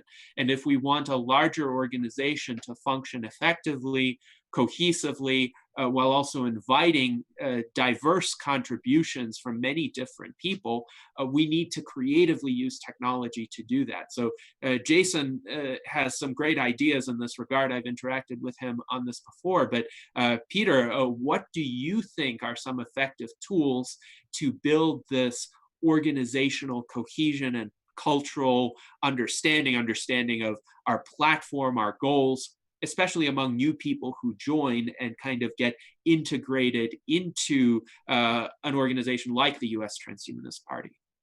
Yeah, thanks for that. It's yeah, culture is really hard, especially when you get larger and larger organizations, because yeah, you are literally the people that constitute what the organization is. And I think this is coming from Dublin, the sort of innovation house over in the UK, who essentially in the US, they've essentially come up with the 10 types of innovation, but the people essentially think that the incentive structures is the best way to implement culture. So rather than a sort of culture first, then look at the incentives from the outset. So similar to the constitution that you have, how do you reward people with that sort of positive mindset, the openness of the organization to be decentralized and also abide by the same constitutional principles? So how do we embed those incentive structures right so that it actually brings about a positive culture for the organization? So for example, you might have an incentive where you actually have members look for positive engagement in the community, and you bring more community members in. That'll help you grow the organization. At the same time, you might have those sort of transhumanist Bill of Rights where people agree to, and how do you actually exhibit those sort of attributes in your day-to-day interactions? On the online education piece, you could have positive incentive structures where they've essentially watched all the videos that you've done a playlist. So these sort of educational platforms aren't very hard to put together. You can just have a playlist of videos that you can get people to have watch views timed on as they log in. So those are sort of things that you can embed as incentives to positively impact the people of the organization to ensure that you continue to maintain the spirit of the organization as it scales and grows. Mm-hmm. Yes, indeed. And those are great ideas. Thank you, Peter, for that. Any other thoughts from our panelists on this subject, using technology to help integrate new members, build a cohesive organizational culture? Let's see. I actually have a question to Peter about how to build transhumanist organizations. In my experience, I was involved in developing several transhumanist organizations, and in my experience, in the end, it's false or in toxic dictatorship, or it become defunct because of the internal wars or because of lack of activity on leadership. So, what do you think? How we can build the strong transhumanist organization, it could be a party, it could be a movement, it could be whatever, but organization which can functioning, which can be welcoming, and which can achieve the goals and be productive and effective. Yeah, no, thanks, Pavel. And I've left this hard way, as Gennady would know. The constitutional structure of it is so important because we initially started as a community completely decentralized, and you'd have lone actors that create a lot of sort of disruption into the community, and they're speaking on your behalf without the ability to actually reinforce that. How do you actually know who's speaking for the community and who isn't? So that incentive structure and the organizational sort of chart and the sort of constitution is really important. So through the Science Party, because it's sort of, that was the foundation it started in, we spent so much time making sure that the constitution, that there was no ability for a single person to take control of the entire party, right? So there was no way that, so every single policy decision we make, we use a particular system that essentially votes by the executive to say yes or no to, as a way to look at the new policy drafts. So that's included as part of the voting constitution. We review the document, we mark changes if there's any issues that we have, and then they have the ability to vote on that particular policy. So everything that we do is governed by that sort of strong foundation in the Science Party. So that's sort of how do you mitigate the risk of things bad happening. And like I say, I've learned the hard way as well and how to govern that going forward. Yes, one thing I've learned, Peter, is that free-for-all model certainly doesn't work. And I remember when I started as chairman of the US Transhumanist Party, I thought, well, we could just have a member-driven organization, and yes, we'll have the votes that I facilitate just out of administrative necessity, because we don't have the swarm-based automatic voting readily available yet. But largely, if we have members who are well-intentioned, I thought, well, they could just drive the agenda through their own activities. The problem is, as you pointed out, you could have one or a few rogue actors who really misrepresent the organization, and then what do you do? And then some other issues I've observed in other organizations, like the previous Transhuman Party or the Transhuman National Committee of the United States, or TNC, is that when you have a system where it's just everyone is co-equal and somehow they're supposed to make decisions to keep the organization going, you do have an incentive problem there in that few people put in the work. So with the Transhuman Party, it fell apart because one or two people were essentially doing all the work, and the others insisted that they were co-equal, but they didn't want to do anything. So eventually the people who were doing all the work said, we don't want to do this anymore. Could the USTP please have this organization? And with the TNC, what happened was there was a board, and the board was supposed to make decisions jointly, but it was a very cumbersome process in the sense that, again, there wasn't a lot of impetus for coordinated or decisive action. There was a lot of gridlock on that board. And eventually, because the scale of the ambitions exceeded the available resources and nobody was able to kind of carry those ambitions to fruition, the organization decided to shut down.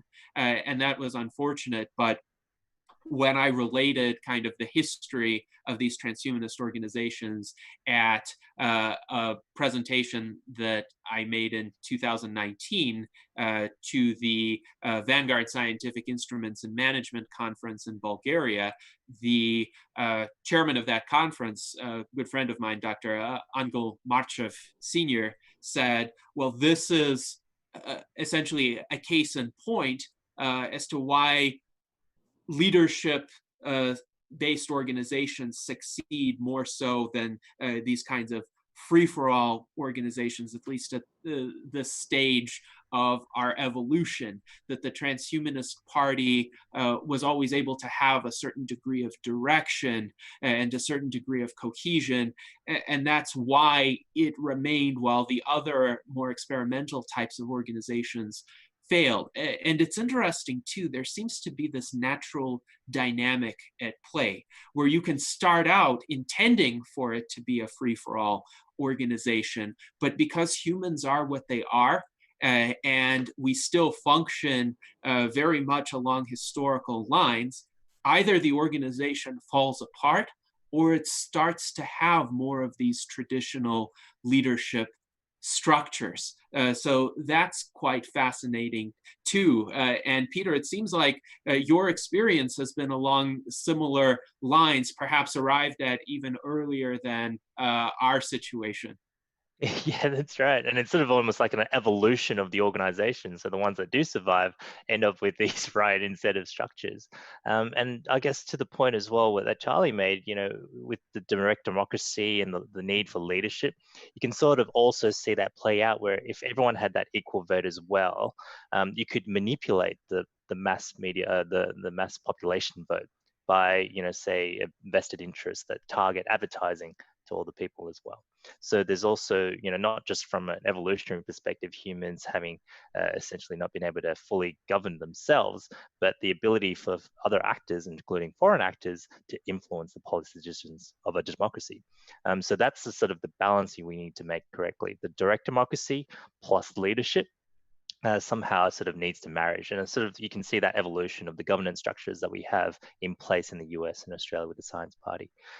Where that might play out in US politics might mean that you'd have leadership in terms of bringing about new policy that takes the sort of nation forward, and that way then it's voted on by the direct democracy on the specific implementation details of those policies. So otherwise you'd have what you have with Trump, essentially tweeting something that gets retweeted by the entire sort of pro-Trump crowd, and then you have policy imbalances and divergences in the population itself. Yes, indeed. And it is worthwhile to think how we can integrate these democratic elements to the extent that's possible. And I think a lot of that is a function of technology. This goes back to your discussion of the flux concept and how it is more feasible now to vote on individual policy questions. And then leadership becomes less about setting policy.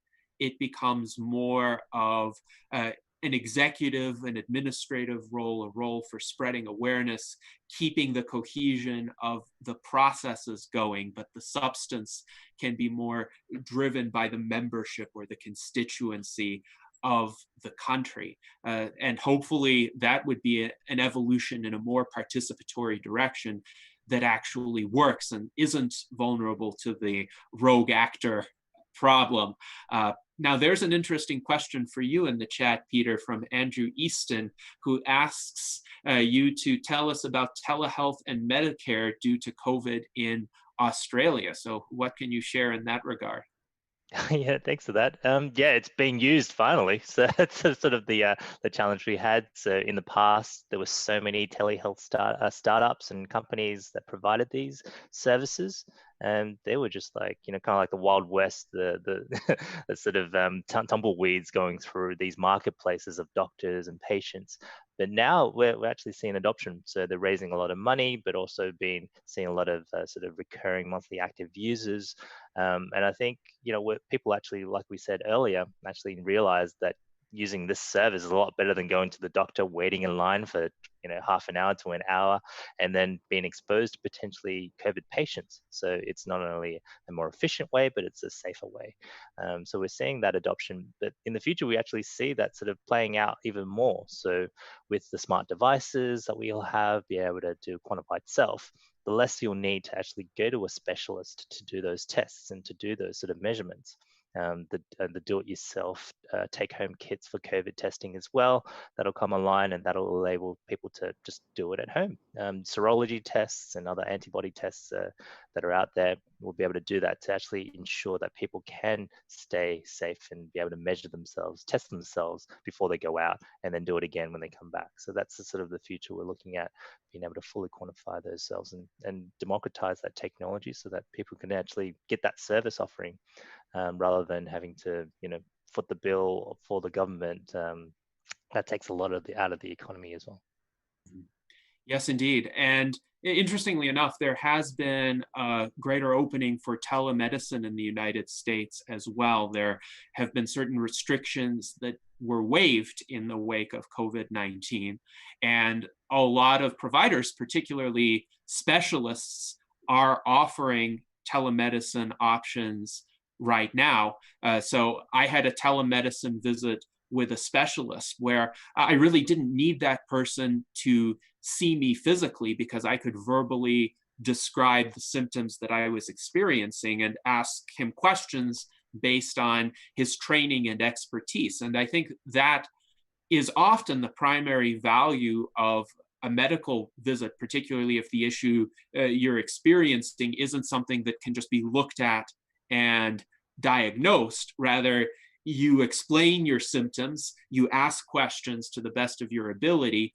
And the reason why that's superior to doing an internet search is because the response you get is custom tailored to your individual situation as a patient, to your history of health, to what this practitioner knows about this area in question, rather than some generic pieces of advice that you could find. So my hope for the future of telemedicine would be that everyone would essentially have a suite of medical specialists on call at any time, and they could say, well, I'm experiencing this. What do you think about that? And the specialist would have information from some sort of integrated health record, maybe could draw upon what other specialists have diagnosed or have concluded about this patient, and it would all be a seamless process. It's like you'd have this crowdsourced wisdom of expert medical practitioners within reach, as soon as is reasonably convenient for you and for them. So I'd be interested in everyone's thoughts on this, particularly given the increased availability of telemedicine these days. Well, I'll tell you, I think telemedicine is very important. And I think, as I mentioned earlier, this COVID crisis really did bring the forefront of a lot of people being uninsured health-wise.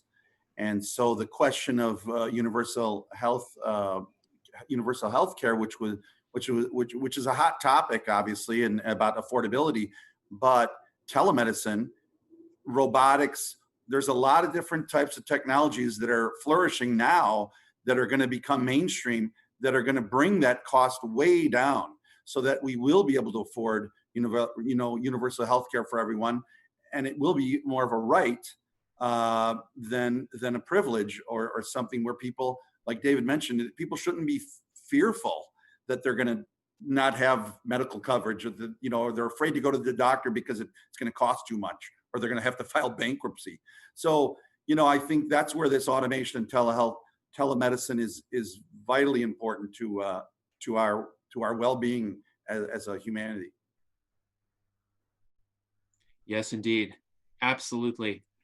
And now going to some of the additional comments, Zach Richardson, on the previous subject we were discussing, mentioned that Jason Geringer has a Facebook page called Wisdom of the Crowd, and it incorporates Facebook units and has videos with quizzes and polls. So there is now a type of Facebook group called a social learning group, where you can have these modular units where you're asked to read a piece of content or answer certain questions or look at videos. And then that shows to the administrators of the group that you've learned this content. And I think that would be worthwhile to create for the USTP and other transhumanist organizations as well, just as a way of furthering people's education. So when they join as members, they can be referred to these units and asked to go through them on their own time. And it wouldn't be mandatory, but it would be encouraged, so that people who interact with us would be more knowledgeable about what we stand for. And also, if they have certain basic recurring questions, we could say, well, look here, because we do discuss this. And one of the advantages of these salons is actually we're building the foundation for that kind of learning, because everything we say here is recorded. It will be rewatchable for hopefully many years to come. So now we have an interesting comment here from Mike Lazine. Too bad we can't have this virtual Enlightenment Salon be all VR, but that may be really hard to do. I can easily buy an Oculus Rift, but my phone is not well configured toward using it. So it's interesting to think what these kinds of interactions will be like in 10 years. Think back to the internet of 2010, when we finally had high quality YouTube videos. I remember sitting in the summer of 2010 thinking, it's really neat that I'm able to watch a high definition replay from a conference where there was a panel discussion on YouTube, and it's almost like I was there at that conference in terms of being able to absorb the content. But now we have these fully interactive Zoom sessions. Do you think in 10 years we're going to have fully immersive virtual reality conferences where it is like we're seeing one another in person? Yeah, definitely. And with the HTC Vive conference that just passed a couple of months ago, they've actually held it entirely in VR. And it's just about democratizing the technology. So right now, the Oculus Quest is probably the most versatile virtual reality headset out there. Is about $399 US for the basic version. So I think we're trying to embed that in our future tech conferences at Singularity University into the price of the ticket, so that the corporate players, they're able to purchase a ticket but also get a headset to take home with. And that way it's sort of spent on the corporate budget, but they're also able to use it individually at home as well. We're working with a company called Tesla Suit that do full body haptic suits. So kind of like the Ready Player One movie, where the person's wearing a suit and they feel everything in VR. That's real. So that's out there. There's also treadmills, bi-directional treadmills that you see in the movie that's already out now. So you're able to feel, see, and hear and move around in virtual reality right now. It's just about how do you get to that price point where everyone can access that in a way that's not too clumsy, because these suits are really tight. So it's really hard to get out of, especially if you have to share them with someone else. It has to be washed with every person. So it is kind of awkward at this rate, but we'll get there in terms of democratizing it so everyone can have their own. And then we're looking at, well, what other senses can we simulate, whether it's the sense of touch. So they've got the gloves now, so the Tesla gloves, and be able to maybe in the future also embed these tiny air puffs that you can feel at the tip of your hands, so you get that sort of fidelity of touch as well. And scientists are working on mimicking the sense of taste as well through these electrodes on the tongue. So it'll get to the point where we have brain-computer interfaces that Art mentioned before, and we actually have that sort of real sort of simulation of these immersive virtual realities. But in the meantime, we're finding ways to sort of superimpede that with these other physical mimicries that is actually making VR more immersive.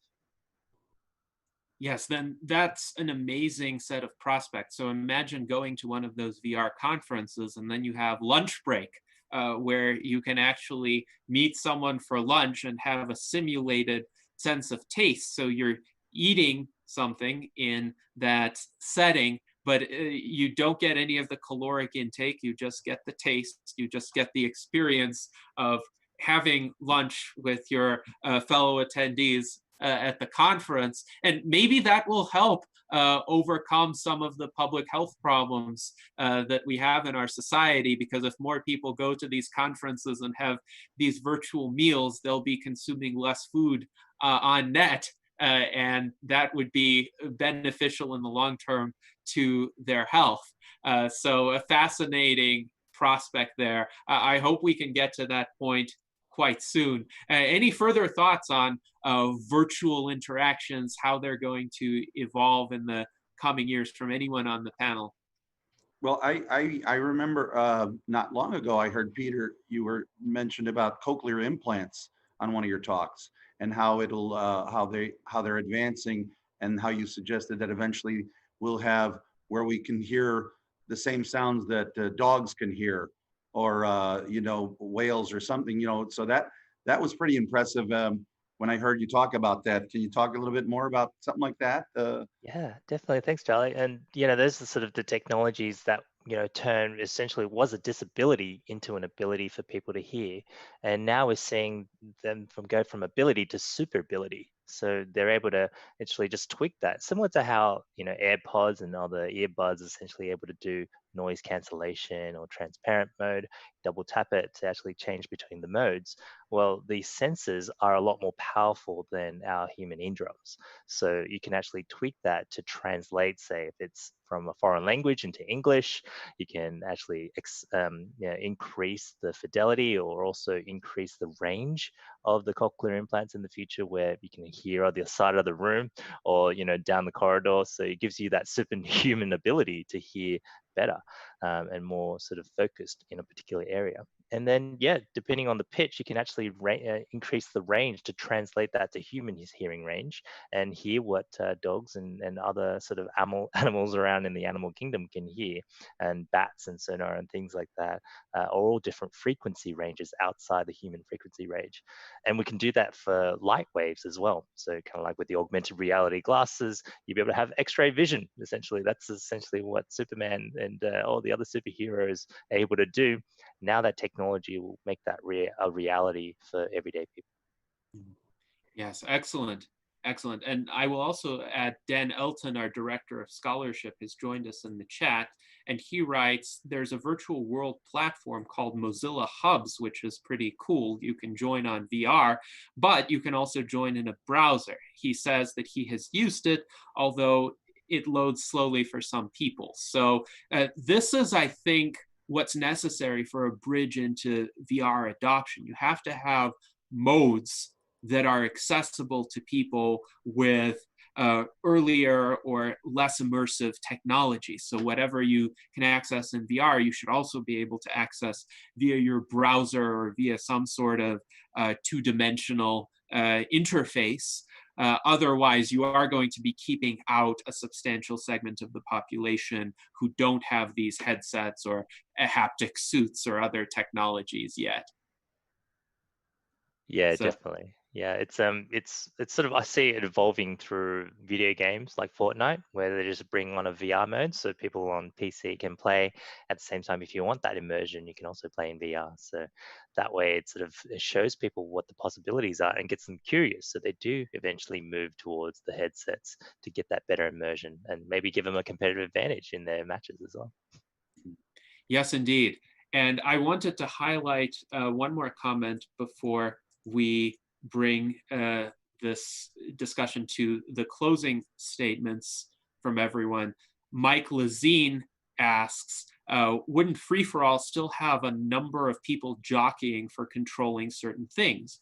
Or with some people feeling he or she has the right to tell others what to do on some things? And that is a very astute observation.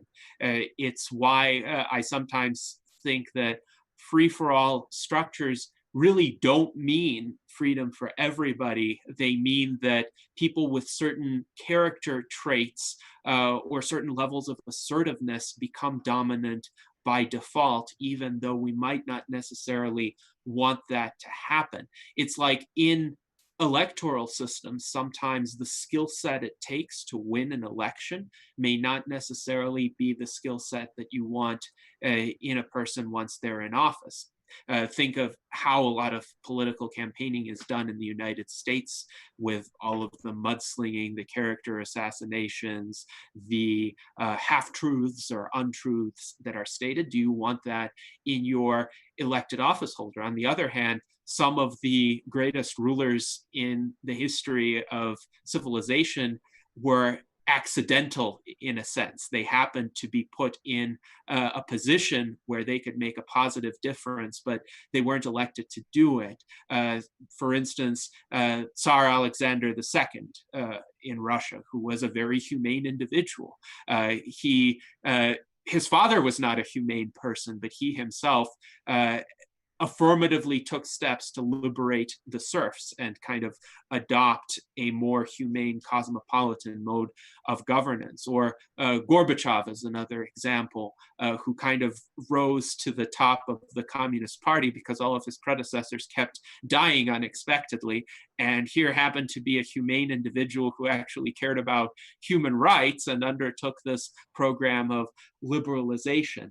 But there's also another principle here in play. It's called the iron law of oligarchy. And I think it's an important concept to keep in mind. This is from the Wikipedia entry on it, which states the iron law of oligarchy is a political theory first developed by the German sociologist Robert Michels in his 1911 book, Political Parties.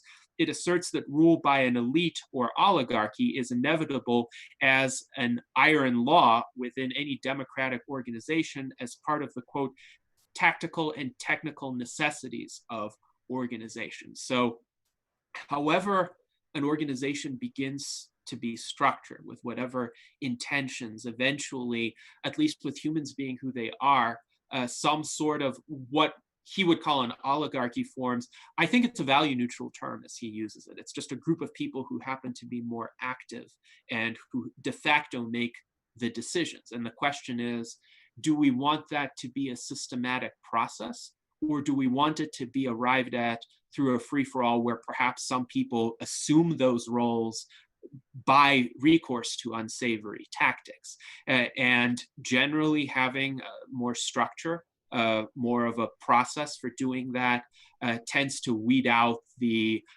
more aggressive actors, in my experience. But it's a fascinating discussion about organizational structures, organizational evolution, something we're living through, and something that I think we're going to be dealing with for years to come. But in any event, let us now go to closing remarks from everyone regarding this conversation. And as is our usual habit, we will let our guest conclude after hearing what everyone else has said. But now let's go to Art Ramon Garcia. What are some of your thoughts regarding anything that has been discussed thus far? Well, I just hope we don't end up like in some of the movies where we're in surrogate pods or connected only because of the pandemic. So I'm looking to the bright side. Hopefully it's an option and these quarantines come and go. But that's my hope. Yes, indeed. Well, choice is always better than constraint. So these virtual interactions are good because they add something to our experience. They enable us to connect with people in ways we wouldn't have been able to do otherwise, and to learn in ways we wouldn't have been able to do otherwise. But it should always be a choice. So ideally, yes, we'll come out of these lockdowns and we'll still find good applications for these technologies, a plethora of good applications. Now, let's hear from David Shoemaker. What are your thoughts regarding this conversation? Well, great conversation today, of course. And I love the fact that we covered so many things with a thoughtful eye towards the future. But I think we also kept our near-term vision in focus as well. What can we do today to promote betterment of humanity? What can we do today to promote our own cause of transhumanism? What can we do for flourishing? So I'll now put in a shameless plug for a Facebook page that I administer called Applied Innovation. And that goes with some of the duties that I do here in the U.S. Transhumanist Party. And I'm inviting anybody that's listened to this and has some ideas of what they would like to see put forward in the near term. With that, not losing the vision of all that inspires us looking into the future, but what can we do now and over the next few years to move this forward? And I would very much like to hear from you. So it's a Facebook page called Applied Innovation, and let's talk about it there. And Peter, thank you so much for coming today. It's been a delight to have you here. Absolute pleasure. Thanks, David. Thank you, David. And I did put a link to the Applied Innovation Facebook page in the chat. So everyone watching this, please check out that page, post your comments on it, spread the information that David is sharing via that page. This is really important. And also on my YouTube channel, just about a week ago, I have a presentation that David recorded at a previous webinar called The Practical Applications of Innovation and Transhumanism, which I would encourage everyone to watch. Now let's go to Pavel. What are some of your concluding thoughts for this conversation? Yes, first, Peter, thank you so much for joining USTP as an ambassador for Australia and for spending non-refundable units of time today. I hope with your help and with your knowledge and with your excellent communication skills, we can build a great organization which can raise the tsunami of transhumanism and lead it. It's a pleasure. No, thanks so much. Yes, indeed. And I would wholly echo those sentiments. Now, let's see if John Carrots is on the line right now. John, do you have any thoughts? Yeah, I'm here. I wanted to go back to, we were talking about jobs and education, and I think things to be thought of is, you know, when with AI and also more automation of jobs, I think people have to realize that that can free man up to do things that we are more uniquely suited for. And I think our education should change to reflect that. Our education should stress, you know, more imagination, more creativity, strategic and critical thinking. Also stress our empathy and communication skills, and also the unique physical and technical skills that maybe only a human being can do at this time. And not think of it as what is taken away from us, but think about what time can be given us to pursue things that we are better suited for. So those are just my thoughts. And thanks everybody. It was a great speak today. I'm listening in when I'm at my one of my jobs. So it's always great to hear everybody's ideas. And today was a very good one again. Yes, and thank you, John, for always tuning in to our virtual Enlightenment salons, and great thoughts today as always. Yes, these technologies help us to become and to cultivate what we truly are, our essence as human beings. I think with them, we will be less like cogs in a machine and more like the unique individuals we were always meant to be. So I do really appreciate those remarks. Now, Charlie, what are your closing thoughts? Oh, well, first I want to, you know, reiterate what several other people said, that I want to thank Peter for his time today. And it was a pleasure talking to him in person, virtually. I think he makes a great ambassador of transhumanism, a great speaker. And I like what is happening in Australia with Flux. I think that's a great thing.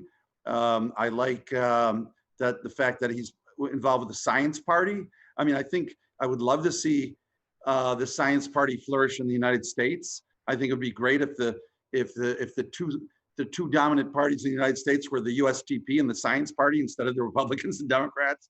So it's good to see that there are parties like that are science-minded. So I'd like to see that become, you know, the rule rather than the exception. But basically, I'm very happy about our discussion today. I think a lot of things were covered. Yes, indeed, and I would echo those sentiments as well. Just really having more science and scientific awareness in political conversations is going to go a long way toward alleviating some of the problems with our contemporary situation. So, Peter, in light of everything you've heard and the great conversation we had today, how would you like to close? How would you like to sum up or go beyond what we've discussed? No, I think it's been an absolute pleasure to meet the team, and it's so great to be part of the like-minded people in the team here at the US Transhumanist Party. It's an honor to be part of the team as well to sort of spread the awareness in Australia. And to Charlie's point, really keen to get that science agenda and transhumanist agenda out into, I guess, the world, and the US and Australia have also always played a part together. With the sort of evidence-based policy making, essentially what we're trying to achieve, and educating the public on where we're going to be, and how do we actually do that straight away, like David was saying. Some immediate action points, I guess, if you're hearing that are non-US Transhumanist Party yet, join and sign up as a member. And if you're in Australia, check out scienceparty.org.au, and Google transhumanism if you've never heard of the concept before. Yes, indeed. And thank you, Peter, for pointing this out. Signing up as a member is one of the easiest steps that one can take for essentially building up one's awareness of these ideas that have been discussed and making a difference. So I just posted the link to transhumanist-party.org/membership. It's free to join. You can join from anywhere in the world. We absolutely welcome contributions from our international members, and Peter is a prime example of the kind of person who is working extensively to spread awareness of these ideas. So now, thank you to everybody for attending our virtual Enlightenment Salon. And we are going to have many more exciting conversations coming up throughout the month of July. So next Sunday on July 12th, we're going to have Cybor Dre, who is one of our longtime members of the US Transhumanist Party. We will be speaking about some of these technologies that we discussed today, virtual reality, gamification, how those relate to education, and also artificial intelligence and the prospect for sentient rights in the future.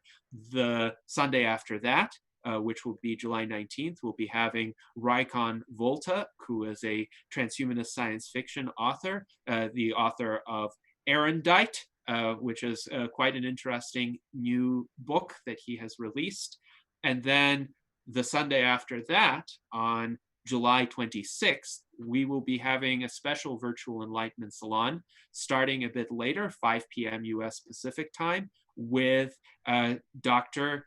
David Hanson of Hanson Robotics, who is known as the creator of Sophia the robot. So stay tuned for all of these exciting events. We always aim to bring you the best of cutting edge technological and ethical discourse. Thank you to everyone for joining us today.